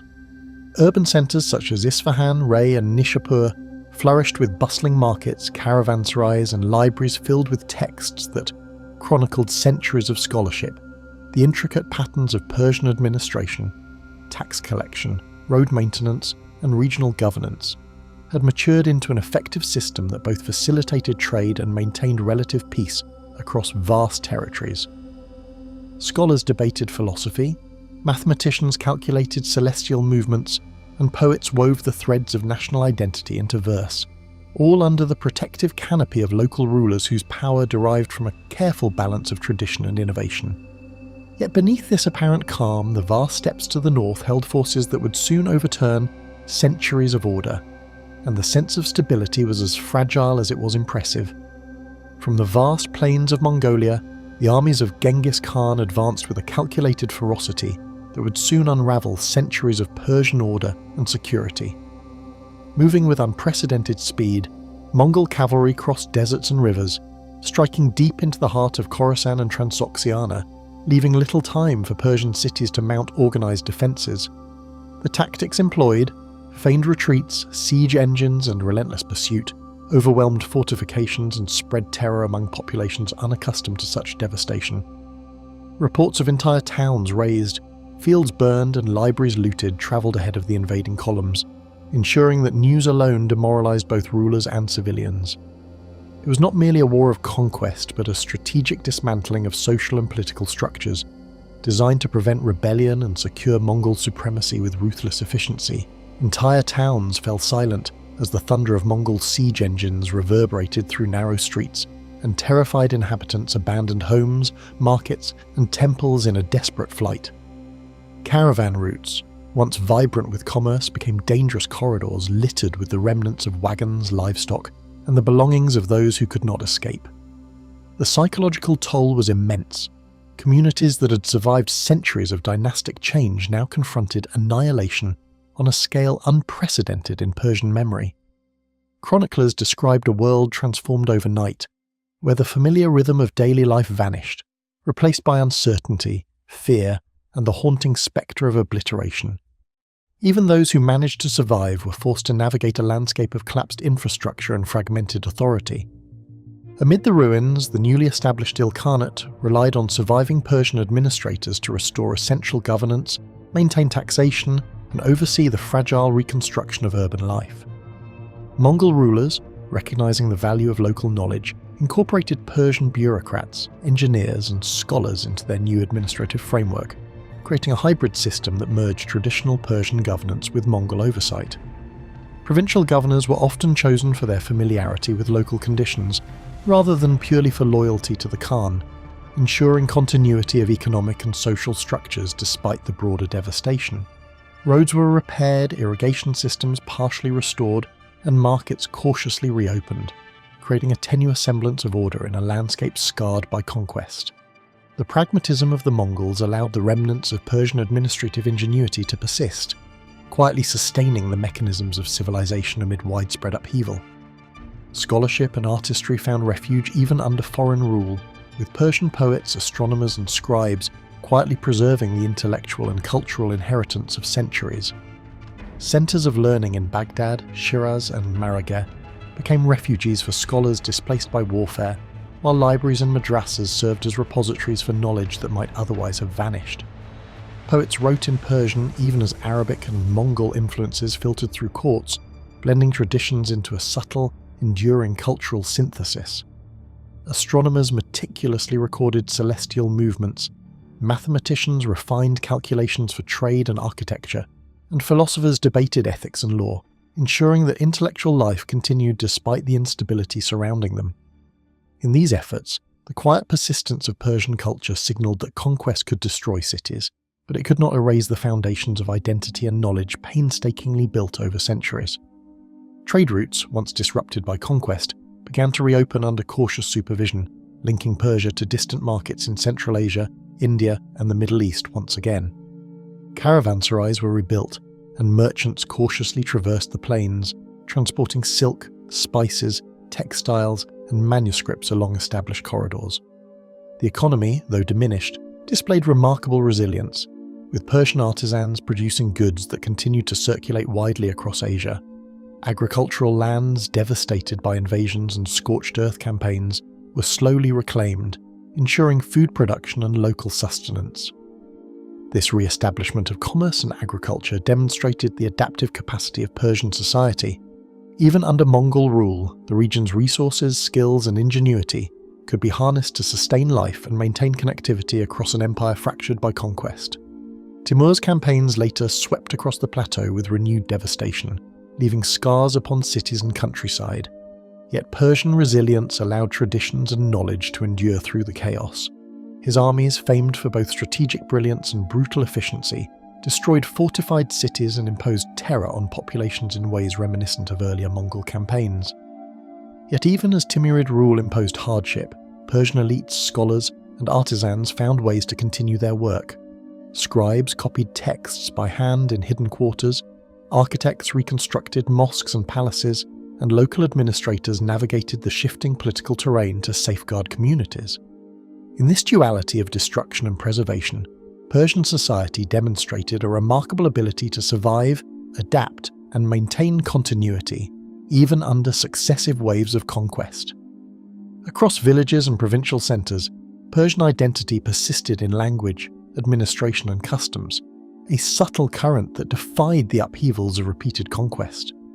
Local elites maintained records in Persian, regional practices endured, and cultural memory survived in literature, music, and religious ritual. Even in cities heavily damaged by warfare, local communities reconstructed neighbourhoods, marketplaces, and water systems, often guided by pre-existing Persian administrative expertise. Religious and educational institutions continued to function, bridging the gap between traditions and present challenges. This quiet endurance underscored that the true power of Persia did not lie solely in armies or palaces, but in the persistent fabric of its society, woven over centuries and resilient even under the harshest external pressures. Even after the storms of Mongol and Timurid conquest, Persia's essence remained unbroken, quietly safeguarding the foundations of its civilization for the centuries ahead.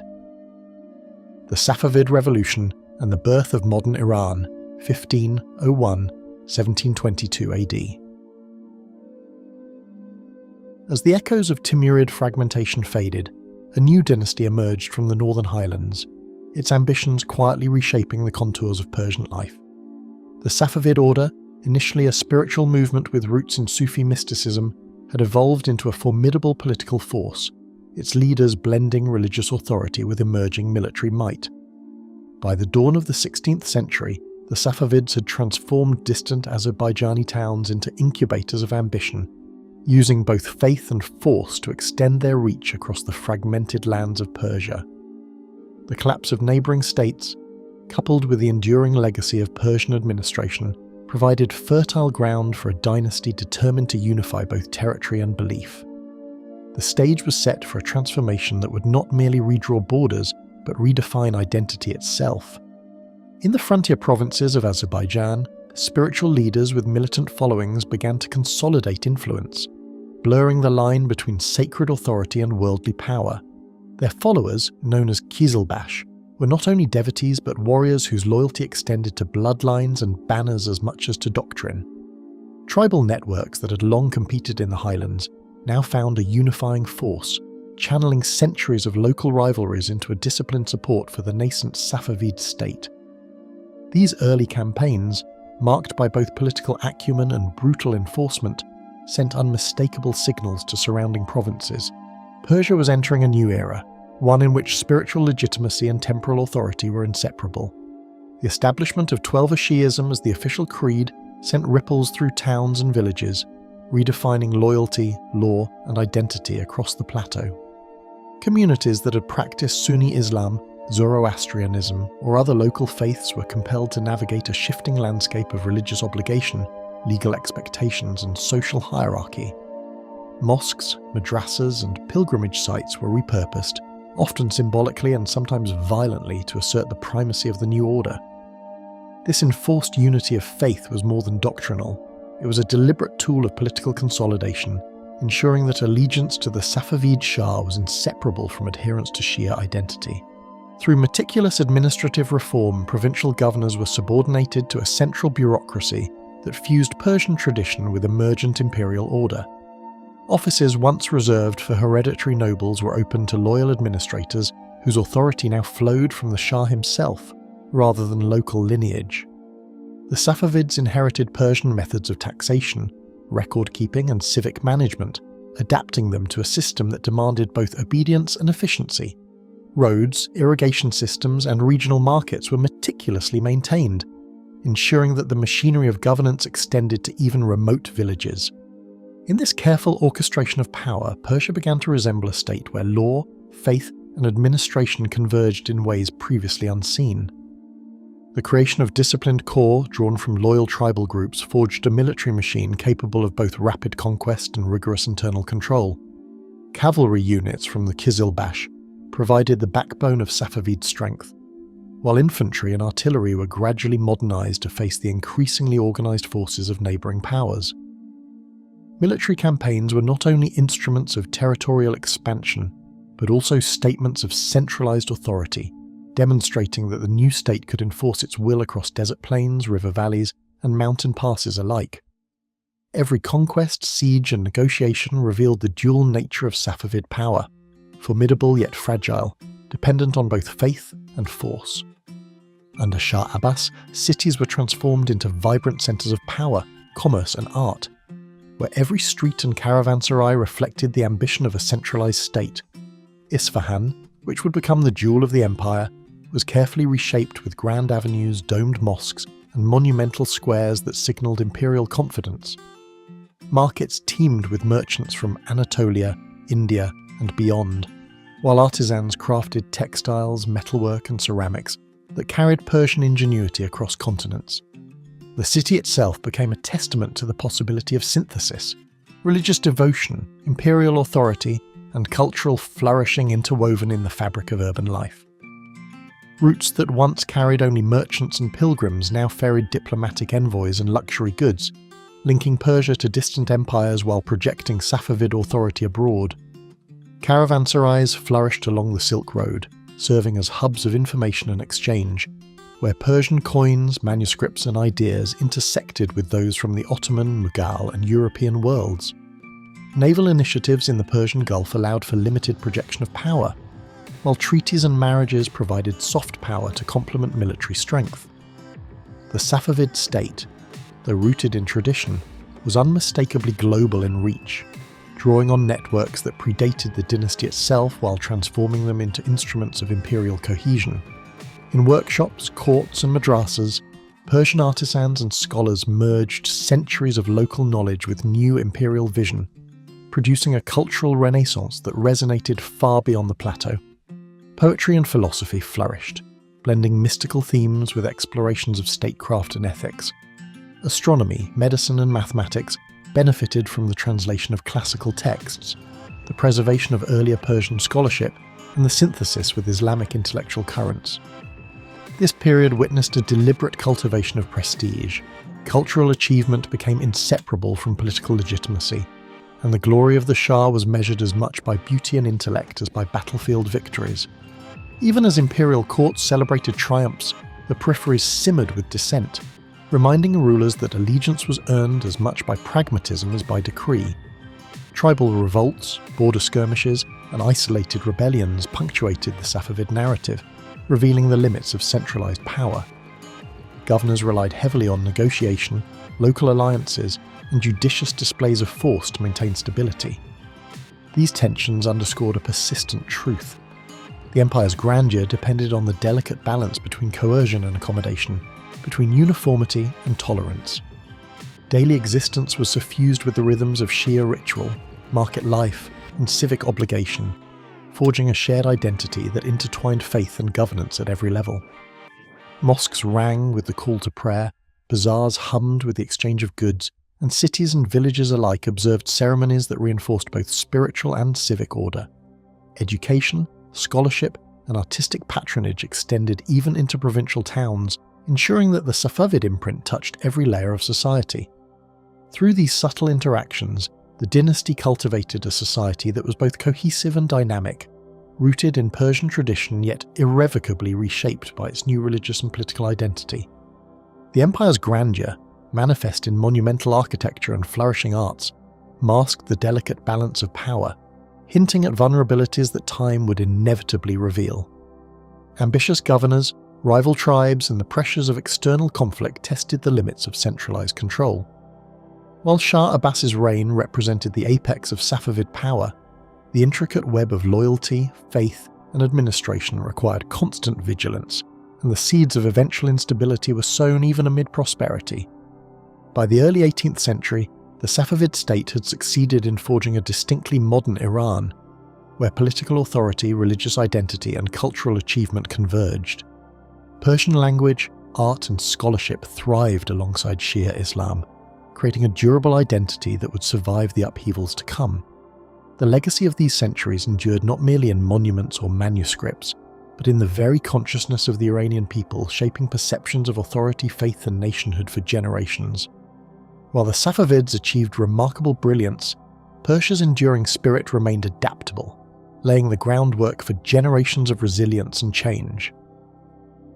Collapse, chaos, and fragile dynasties, 1722-1796 AD.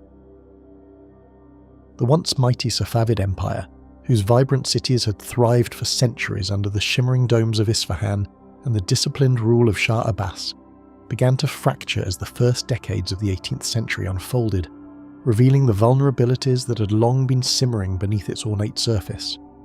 Internal decay had left the administration hollow, military discipline weakened, and provincial governors emboldened to act as autonomous rulers rather than loyal servants of the throne. In 1722, the storm of consequence struck with sudden force when the Afghan leader Mahmud Hotak seized the city of Isfahan, bringing the Safavid dynasty to a near-complete collapse. The capital's fall was not only a strategic disaster, but a profound psychological shock. The once feared royal army had crumbled, and the city's opulent streets became the stage for plunder, displacement, and despair, leaving the people to wonder whether Persia could ever reclaim its former cohesion. Amid the chaos, whispers of betrayal and desperation circulated through the corridors of power, as Safavid claimants struggled to assert authority while the empire's heart lay in ruins. Mahmud Hotak's conquest was brutal and swift, a stark demonstration of how external forces could exploit internal weakness. Accounts of the Afghan occupation describe a reign marked by fear, uncertainty, and the erosion of centuries-old institutions. For many inhabitants of Isfahan, the city's transformation from a jewel of architectural mastery to a place of hardship and terror was nearly incomprehensible, and the sense that a deeper unravelling had begun lingered like a shadow over the land. While Afghanistan's incursions destabilized central Persia, a series of ambitious leaders rose from the provinces to challenge the disordered remnants of Safavid authority. none more notable than Nader Koli, later known as Nader Shah. Born in 1688 in the region of Khorasan, Nader demonstrated an extraordinary aptitude for military strategy and political cunning, gradually carving out a path from tribal warlord to kingmaker. By the 1730s, his campaigns had begun to reverse the Afghan incursions, driving the Hotaks from Isfahan and reinstating a semblance of order. Yet his methods were often harsh and unpredictable, blending brilliance with brutality in ways that left both his enemies and allies wary. His rise marked a brief but intense resurgence of Persian power, yet it was one that would be defined as much by the spectre of violence as by any lasting institutional reform. Nader Shah's military genius became most evident in campaigns that stretched from the eastern frontiers to the very gates of Delhi. In 1739, he led a meticulously organised invasion of the Mughal Empire, culminating in the capture of the city and the seizure of unimaginable treasures, including the fabled peacock throne and vast quantities of gold and jewels. Yet even in triumph, his rule was marred by paranoia and sudden cruelty. Historians note that Nader often executed members of his court on the slightest suspicion, and entire cities sometimes suffered for perceived disloyalty. This juxtaposition of awe-inspiring conquest and unpredictable terror fostered an atmosphere in which the empire's renewed strength was fragile, dependent on the volatile temper of a single man rather than enduring structures of governance. As Nader Shah's dominance waned following his assassination in 1747, Persia was plunged once again into uncertainty, revealing the precarious nature of power built on personal might rather than institutional stability. The empire fractured into regional fiefdoms, each ruled by local leaders eager to assert independence while simultaneously fearing the ambitions of neighbouring powers. These decades were marked by fleeting alliances, sudden betrayals, and a cycle of conflict that eroded both commerce and population, leaving a land rich in history but impoverished in centralised authority. The oscillation between ambition and vulnerability created a landscape where even minor political shifts could ignite widespread unrest, and the fragility of dynastic succession became painfully apparent. Amid this turbulence, new dynasties sought legitimacy by invoking both history and military prowess, yet each faced the same relentless challenges: foreign intrusion, internal factionalism, and the lingering memory of Nader Shah's violent reign. The Zand dynasty, founded by Karim Khan Zand, managed to establish a degree of stability in southern Persia by balancing military strength with conciliatory governance, yet their influence never extended as far as the northern provinces, where rival warlords maintained tenuous control. These competing claims created a patchwork of authority that complicated trade, diplomacy, and communication, ensuring that any sense of unified Persian identity remained fragile and conditional upon fleeting allegiances. Throughout these decades, foreign powers observed Persia's instability with keen interest, their diplomats and merchants moving cautiously yet opportunistically within the fractured polity. While the empire was not yet fully subjected to external domination, the vulnerabilities exposed by successive Afghan invasions and the mercurial rule of Nader Shah and his successors foreshadowed the increasing interference that would define later centuries. Persia's internal chaos, juxtaposed with the brilliance of individuals who briefly restored order, painted a portrait of a nation both resilient and perilously exposed, where the legacy of past glory clashed with the stark realities of a fragmented present. Even as provincial rulers carved their territories into small, fortified domains and local militias defended their claims, the memory of Nader Shah's campaigns and the Afghan occupation lingered in the minds of the population as a warning whispered across generations. These years of collapse and intermittent resurgence revealed the deep fragility of dynastic power when divorced from enduring institutions and shared loyalty. The cycles of violence, conquest, and uneasy truce shaped a society acutely aware of its vulnerability, yet still capable of astonishing feats of military strategy, diplomacy, and cultural preservation, creating a history that was as captivating as it was unstable. It was within this crucible of fractured authority and fleeting victories that the next dynasty would emerge, seeking to navigate a world where foreign influence and internal weakness intertwined in ways that would shape centuries to come. The Qajar era, weak kings and foreign control, 1796-1925 AD. As the remnants of fractured dynasties lingered, Persia's new rulers emerged, striving to consolidate authority over a land still haunted by instability and foreign ambition. Aga Muhammad Khan Qajar, the dynasty's founder, secured Tehran as the new capital, transforming it into both a political centre and a symbol of renewed rule. Yet even in these early years, the scars of preceding chaos remained evident. Provincial governors acted with considerable autonomy, tribal unrest persisted in border regions, and the central authority was often limited to ceremonial commands rather than enforceable decrees. Persia's geography, from the snow-capped mountains of the north to the arid deserts of the south, allowed for pockets of defiance that challenged the very notion of centralized power. Even the capital itself, though adorned with gleaming palaces and bustling bazaars, was infused with an undercurrent of tension, where courtiers and guards alike watched one another as closely as they observed visiting diplomats. Within the ornate halls of Tehran, alliances were forged and broken with quiet calculation, and the authority of the king rested less on power than on careful manipulation of nobles and tribal leaders. Court intrigue defined the Qajar experience as much as foreign diplomacy, with ambitious princes and provincial chieftains constantly jockeying for favour or position. The monarchy relied on a delicate balance of patronage and intimidation, its power highly performative yet fragile, and its rulers often perceived as figureheads rather than decisive sovereigns. Even modest disputes within the court could ripple outward, influencing local administration and shaping the political landscape across hundreds of miles. Rituals and ceremonies, from elaborate coronations to the display of military parades, projected the image of unshakable authority, yet these spectacles often concealed the monarchy's precarious grip, leaving observers to wonder how long the veneer of control could endure. Along the northern borders, Russian armies and emissaries advanced with measured patience, their treaties and military campaigns gradually carving away lands Persia had held for centuries. The Russo-Persian Wars of the early 19th century resulted in the loss of vast territories in the Caucasus, including Georgia, Dagestan, and parts of modern-day Azerbaijan. These concessions, formalized in treaties such as Gulistan 1813 and Turkmenchay 1828, humiliated Persia while exposing the limitations of Qajar military and diplomatic capabilities.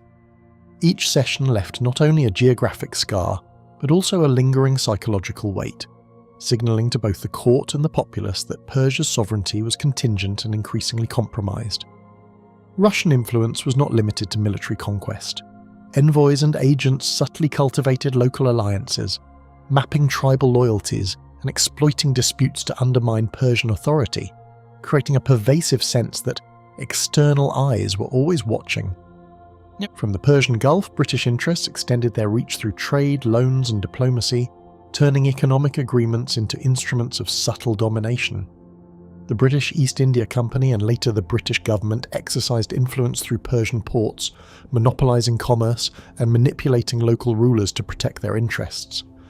Concessions granted to foreign merchants and financiers often enriched intermediaries while weakening state control, and large-scale infrastructure projects or trade agreements were frequently structured to benefit foreign powers more than the kingdom itself.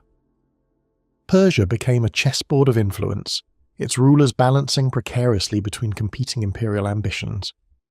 British advisors, often technically skilled yet politically cunning, insinuated themselves into ministries and military offices, and their quiet presence shaped decisions in ways visible only to those who knew how to read the signs.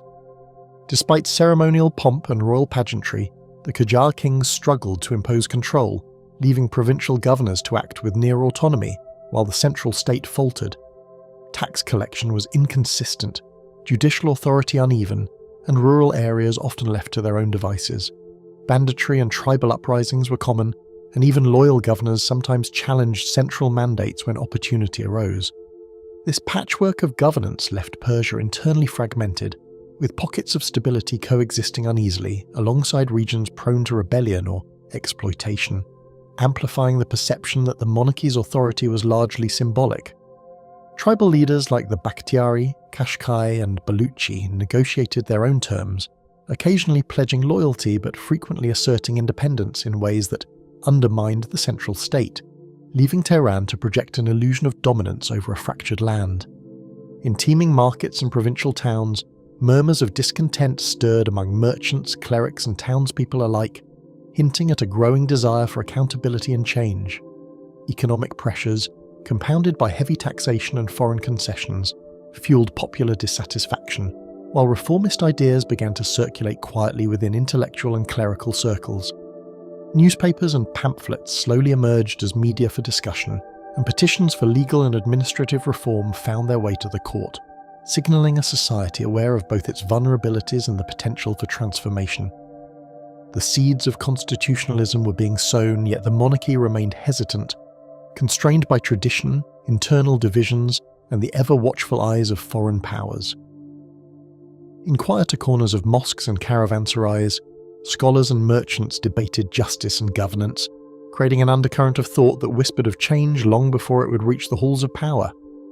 Over more than a century, the Qajar dynasty's ceremonial authority and fragile independence were repeatedly tested by the interplay of internal weakness and external pressure.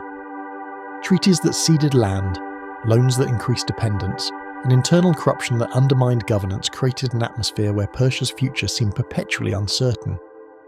Yet even amid these vulnerabilities, cultural, commercial, and intellectual life continued to develop, demonstrating resilience in the face of chronic instability. Artisans, poets, and scholars carried traditions forward, even as the state faltered, preserving a sense of identity that transcended political weakness.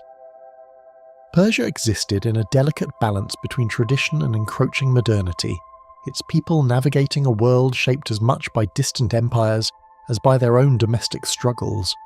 Shadows of foreign intrigue, whispered rumours of conspiracies, and the unpredictability of internal alliances gave the era an almost suspenseful uncertainty, leaving historians to wonder how long the dynasty's fragile control could endure before being reshaped by forces beyond its command.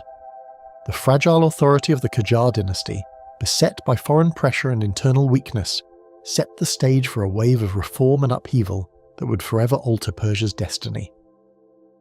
Revolution, Reform, and the Rise of the Shah, 1905-1941 AD. Across cities and bazaars, whispers of change stirred among a population long weighed down by ceremonial kings and foreign interference. The final decades of Qajar rule had left deep scars, a fragile monarchy, provincial autonomy, and a society acutely aware of its vulnerability to both internal weakness and external manipulation. It was within this tense atmosphere that the first murmurs of a constitutional movement began to rise, subtle at first, like a current beneath the surface, yet inexorably growing stronger as dissatisfaction spread.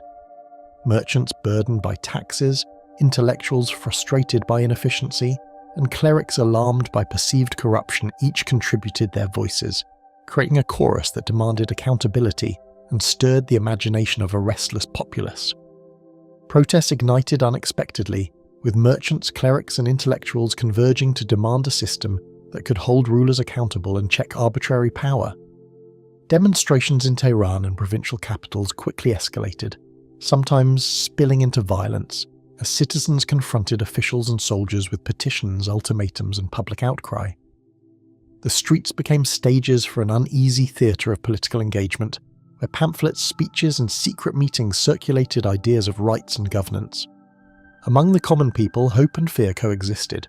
The prospect of a constitution offered the promise of order, yet every gathering carried the risk of suppression or escalation, keeping Persia teetering between reform and chaos. Behind closed doors, Russian and British diplomats manoeuvred carefully, each negotiation carrying the potential to tip Persia's fragile balance of authority. Treaties, loans, and economic arrangements became tools of influence, often arriving with veiled threats or subtle enticements.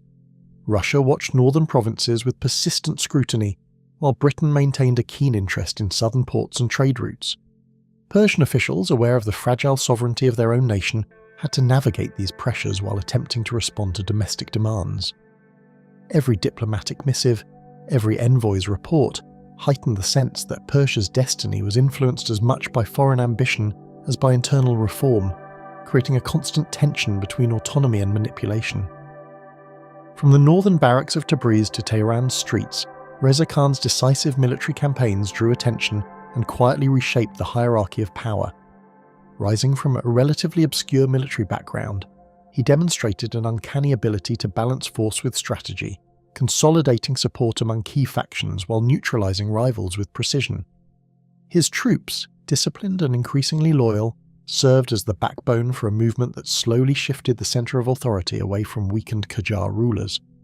Observers remarked on his methodical yet ambitious approach, a combination of calculated risk and opportunistic timing that allowed a single figure to rise amidst a fragmented political landscape, leaving both allies and adversaries uncertain of his ultimate objectives. Schools, railways, and government offices rose with unprecedented speed, signalling the ambition of a ruler determined to centralize control and diminish centuries of decentralization. Reza Shah's reforms touched nearly every aspect of Persian life. The military was reorganized and modernized, infrastructure projects linked provinces and cities in new ways, and administrative systems were standardized to enhance efficiency. Modern education expanded, fostering a generation of bureaucrats and professionals capable of serving a state intent on strengthening its reach. Foreign engineers and advisors contributed technical expertise, while Persian officials adapted these resources to local needs. The visible transformation of urban centers was both a demonstration of power and a tangible sign of Persia's movement toward a modern state, even as many rural regions remained only loosely integrated. Yet in villages, mosques, and provincial councils, tradition lingered stubbornly, challenging reform with quiet defiance and reminding the state that modernization was never uncontested. Clerics, merchants, and tribal leaders often resisted new laws, taxation schemes, or military conscription, negotiating, delaying, or openly defying central mandates. Their resistance was not always overt. Subtle forms of non-compliance and passive opposition persisted, revealing a society negotiating the balance between old structures and new expectations. This tension imbued Reza Shah's projects with an underlying uncertainty, suggesting that even visible progress depended on continued vigilance, persuasion, and occasionally coercion. By the late 1930s, Persia bore visible marks of transformation, though beneath the surface, unresolved tensions and foreign shadows hinted at future instability. Urban streets gleamed with new buildings, railways connected distant provinces, and military barracks projected strength. Yet the memory of foreign interference and decades of internal weakness remained. Political life was increasingly centralized, but resistance from regional elites and discontent among certain social classes indicated that stability was fragile. Persia's evolution had been rapid, dramatic, and visible, yet every reform carried with it the risk of backlash, making the trajectory of the nation both impressive and precarious. Throughout this period, the constitutional revolution and Reza Shah's subsequent rise illustrated a pattern familiar in Persian history. Transformation often accompanied uncertainty, and ambition intersected with vulnerability. The monarchy, once ceremonial and ineffectual, now wielded real authority, yet the balance of power remained delicate. Social reform, military modernization, and administrative restructuring coexisted with whispers of resistance, the shadow of foreign influence, and the ever-present possibility of upheaval. The era was defined by contrast, the promise of a modern, centralized state against the persistence of tradition and the lingering fragility of Persian society. At the heart of these decades lay a persistent question: could Persia achieve durable sovereignty and modernization without repeating the cycles of weakness and foreign manipulation that had plagued previous dynasties? Each reform, each policy, and each campaign carried the weight of history, reminding rulers and citizens alike that the nation's destiny depended on more than mere ambition. Observers, both domestic and foreign, watched as Persia transformed, acutely aware that even the most visible accomplishments could be undermined by resistance, miscalculation, or renewed external pressure. The story of these years was not one of inevitable progress, but of tenuous achievement and the careful navigation of countless uncertainties. The rapid rise of Reza Shah, a force of ambition and vision, would propel Persia into an era of modernization, while shadows of foreign influence and internal unrest continued to loom over its path. Oil, coups, and growing unrest. 1941-1979 AD. Foreign armies crossed Iran's borders, thrusting the nation into the immediate realities of global conflict and fragile sovereignty. In 1941, the Second World War arrived at Persia's doorstep, not as distant news but as tangible occupation, with British forces entering from the south and Soviet troops pressing in from the north. Reza Shah's authority, once centralized and unyielding, faltered under the weight of external pressure and strategic necessity.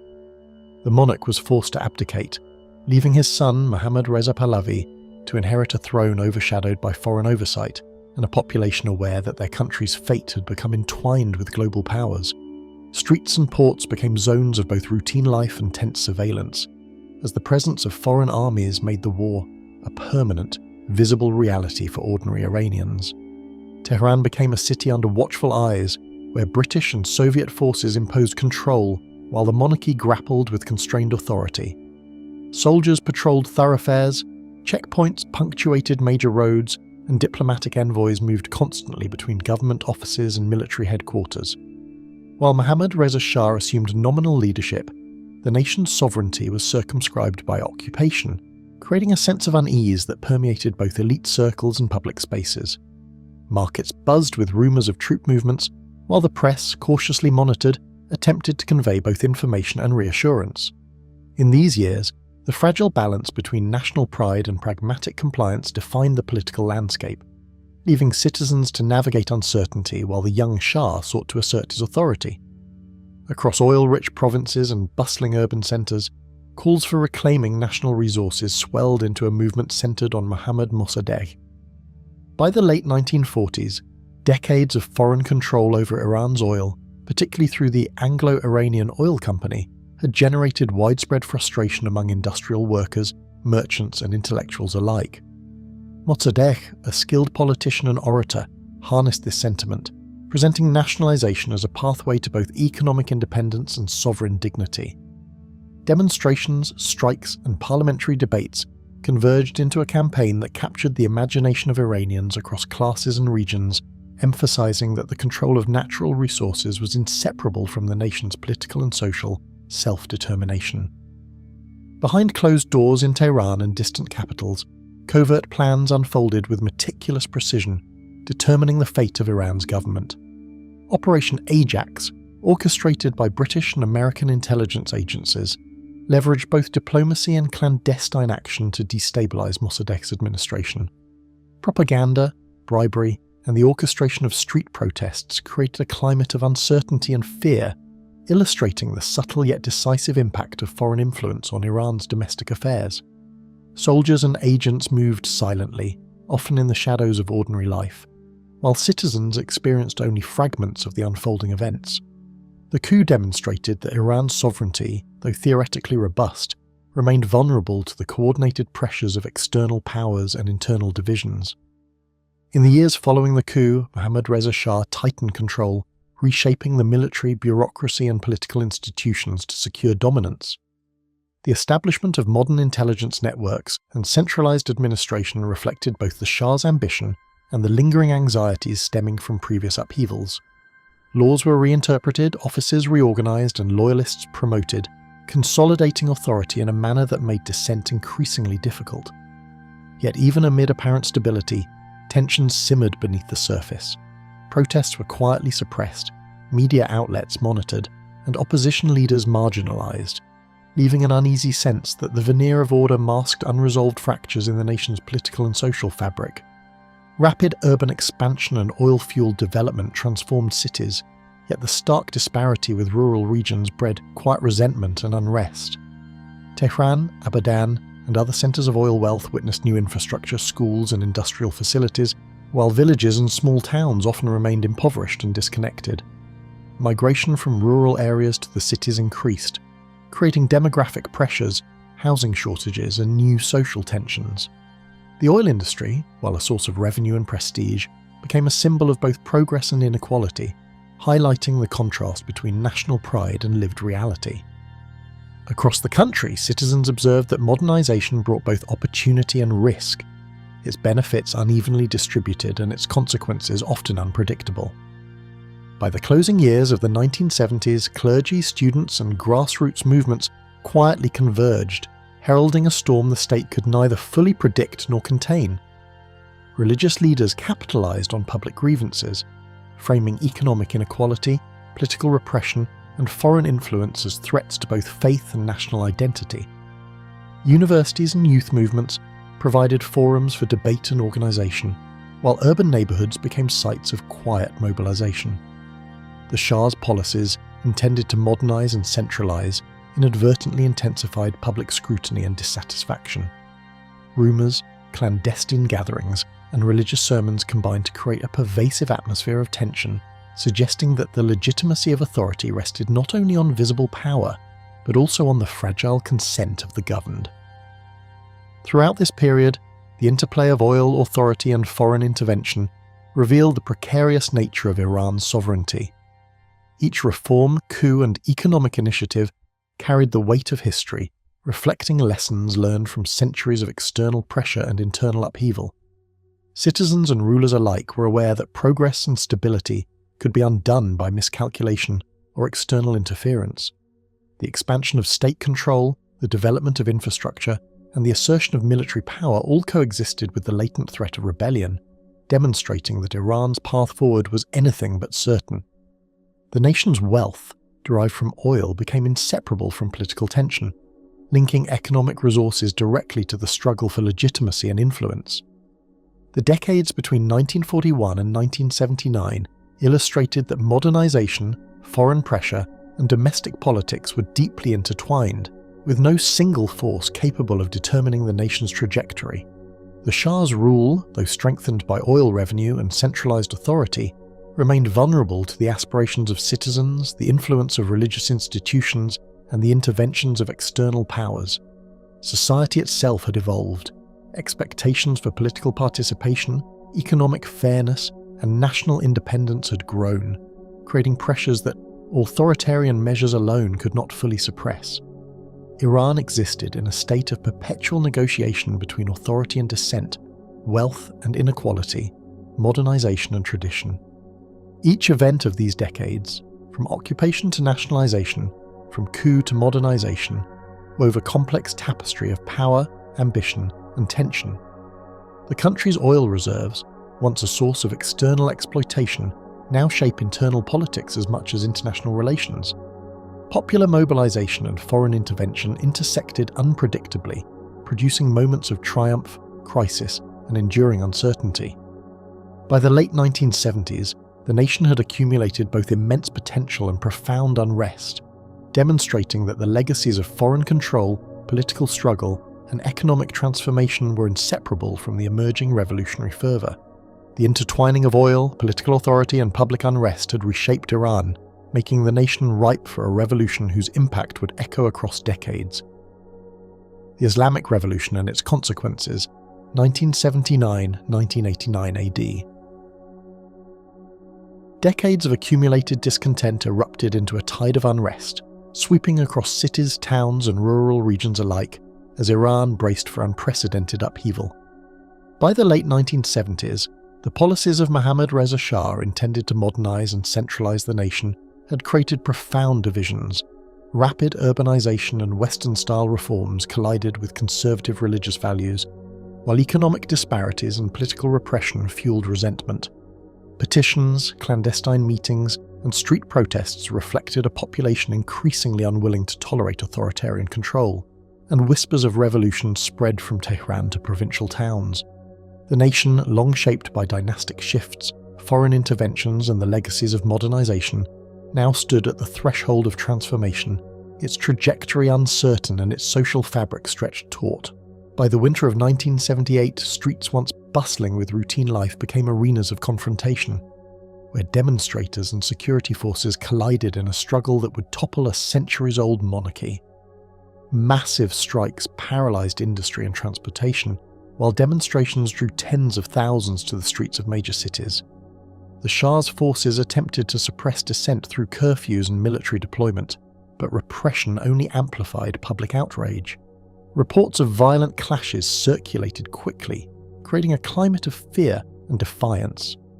Ordinary citizens found themselves witnesses and participants in events that moved rapidly, with each day intensifying the sense that long-standing political structures were collapsing under their own weight and the pressure of popular will.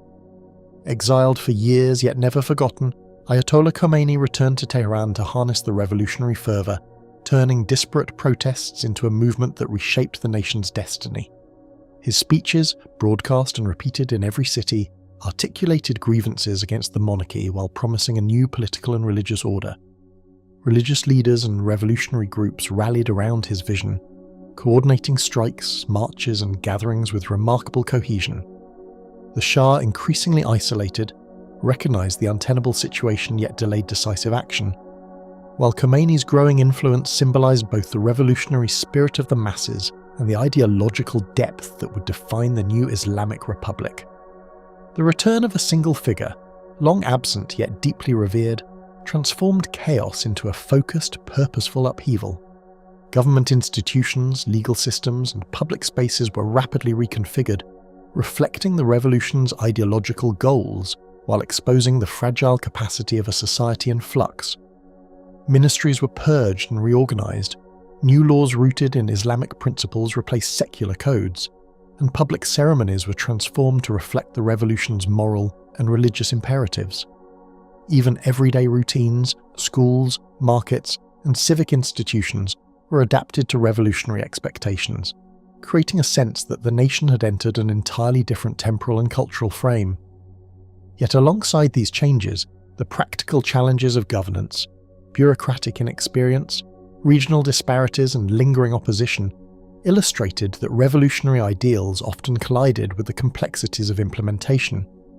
From the southern frontiers to the northern borders, the sudden outbreak of war with Iraq plunged Iran into a grueling struggle, where survival, strategy, and morale intertwined in daily uncertainty.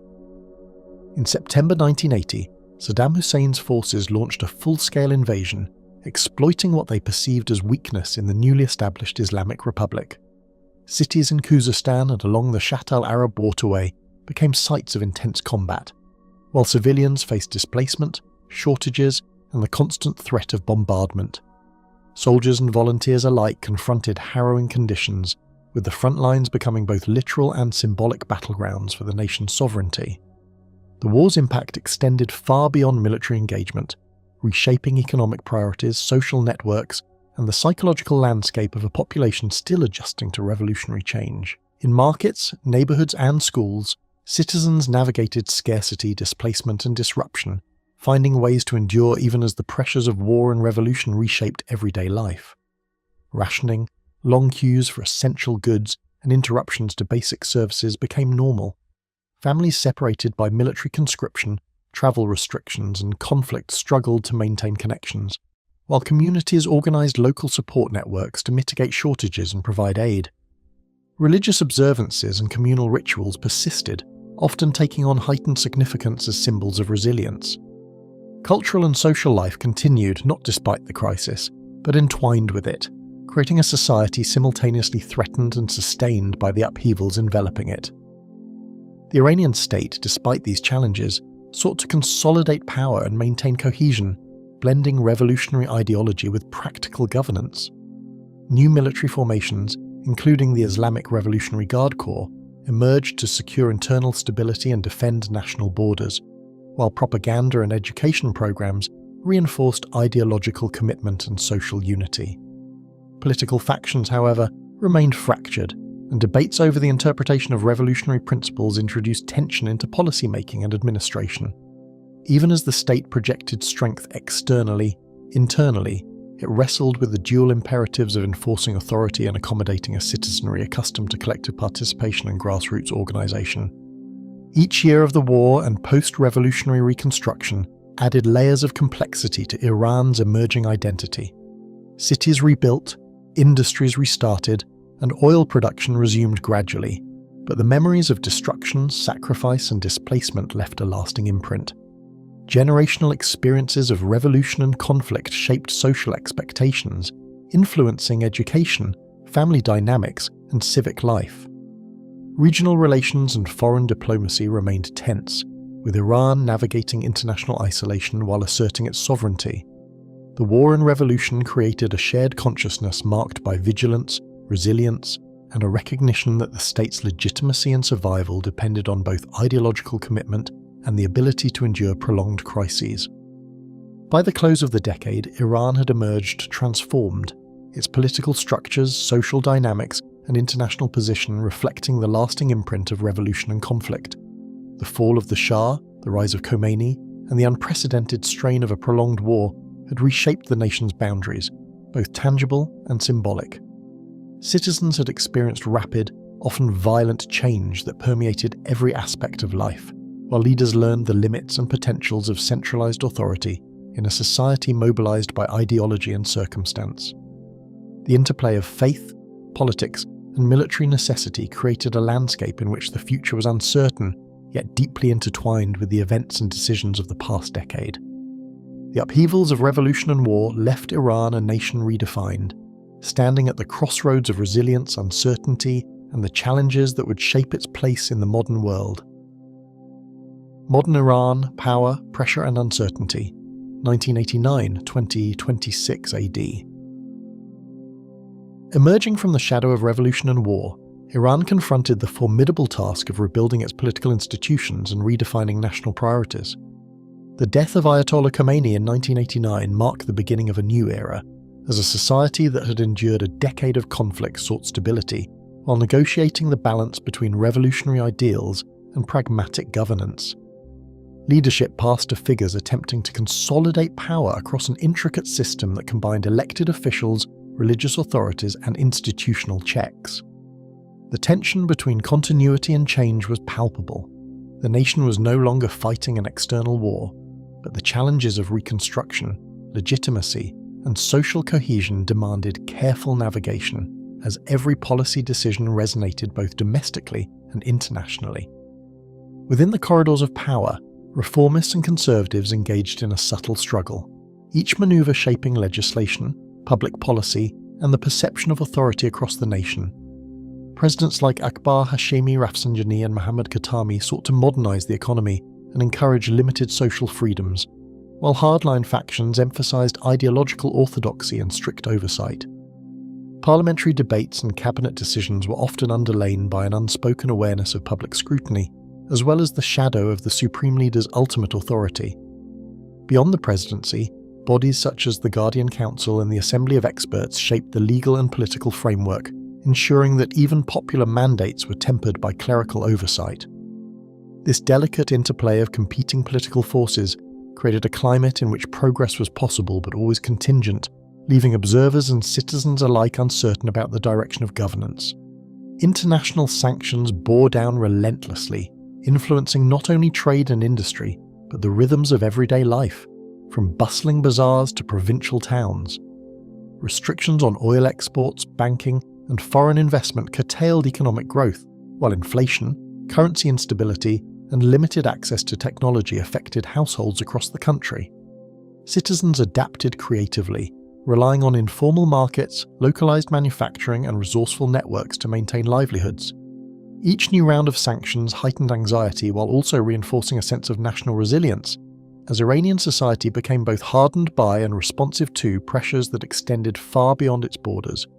The economy, in its fragility and adaptability, became a silent battleground of endurance and strategy, with every policy shift carrying reverberations across cities, factories, and rural communities alike. Secrecy and speculation surrounded Iran's nuclear ambitions, with diplomatic negotiations, inspections, and occasional crises feeding an atmosphere of cautious uncertainty. Efforts to develop uranium enrichment facilities and reactor technology provoked international attention, leading to cycles of negotiations, sanctions, and provisional agreements, including the 2015 Joint Comprehensive Plan of Action (JCPOA). Each revelation, leak, or report from foreign intelligence created tension among policymakers and citizens alike, fostering a sense that the nation's sovereignty and security were under constant scrutiny. The opaque nature of nuclear developments amplified suspense, as each decision carried ramifications for domestic politics, regional power, and global perceptions, while generating a persistent sense that hidden threads of strategy shaped both public statements and clandestine activity. From Lebanon to Syria, Iran projected influence through proxy alliances and military advisories, testing both its regional power and the limits imposed by domestic capacity. Support for groups such as Hezbollah, advisory roles in Iraq and Syria, and strategic partnerships across the Middle East allowed Iran to assert itself as a regional actor while maintaining plausible deniability. These actions simultaneously elevated Iran's geopolitical significance and strained internal resources, creating a complex dynamic in which foreign policy was inseparable from domestic politics. Each engagement, covert or overt, demonstrated the intricate balancing act required to wield influence without overextending national capacity or provoking confrontation with other powers. Strategic energy initiatives, such as the management of oil pipelines and trade agreements, further illustrated Iran's methodical approach to power projection in a region fraught with unpredictability. Protests, labour strikes, and civic activism punctuated urban life, signalling the persistent undercurrents of dissatisfaction and a society increasingly attuned to political accountability. Movements advocating for women's rights, political reform, and economic justice emerged despite restrictions, capturing the attention of authorities and the broader public. Episodes such as the 2009 Green Movement highlighted the population's capacity for coordinated dissent, reflecting generational shifts and the growing role of digital communication in mobilizing citizens. Even in smaller towns, subtle forms of resistance, grassroots organizations, petitions, and local advocacy revealed the extent to which social consciousness permeated every level of society. Each demonstration, even when contained or suppressed, contributed to an ongoing narrative of social negotiation, a reminder that authority was exercised in constant dialogue with an engaged and often restless populace. Amid constraints, Iranian citizens and institutions fostered technological innovation, media expansion, and cultural production, adapting quietly to the pressures of isolation and modernization. Scientific research, higher education, and domestic technology initiatives advanced despite limited access to global networks, demonstrating resilience and ingenuity. Cultural production, films, literature, and art navigated censorship while exploring social issues, contributing to a subtle evolution of public discourse. The interplay of digital media, underground journalism, and artistic expression created layers of societal communication that could both challenge and inform authority, revealing dimensions of Iran's identity that extended beyond the political headlines and international scrutiny. As 2026 approached, Iran's internal and external position reflected decades of negotiation between resilience, restriction, and the unpredictability of global scrutiny. The state navigated a delicate balance, asserting national sovereignty, maintaining ideological principles, and pursuing technological and economic development, all under the watchful eyes of neighbouring states and global powers. Generational expectations, regional rivalries, demographic pressures, and shifting economic conditions ensured that governance remained a complex endeavour, demanding constant recalibration. The nation's history of endurance through sanctions, conflict, and political transition shaped a society simultaneously cautious and determined, aware that each choice, domestic or international, could ripple far beyond its borders, creating consequences that would echo for decades. Modern Iran exists at the intersection of power and pressure, a nation continuously negotiating its place in a world where every decision resonates far beyond its borders.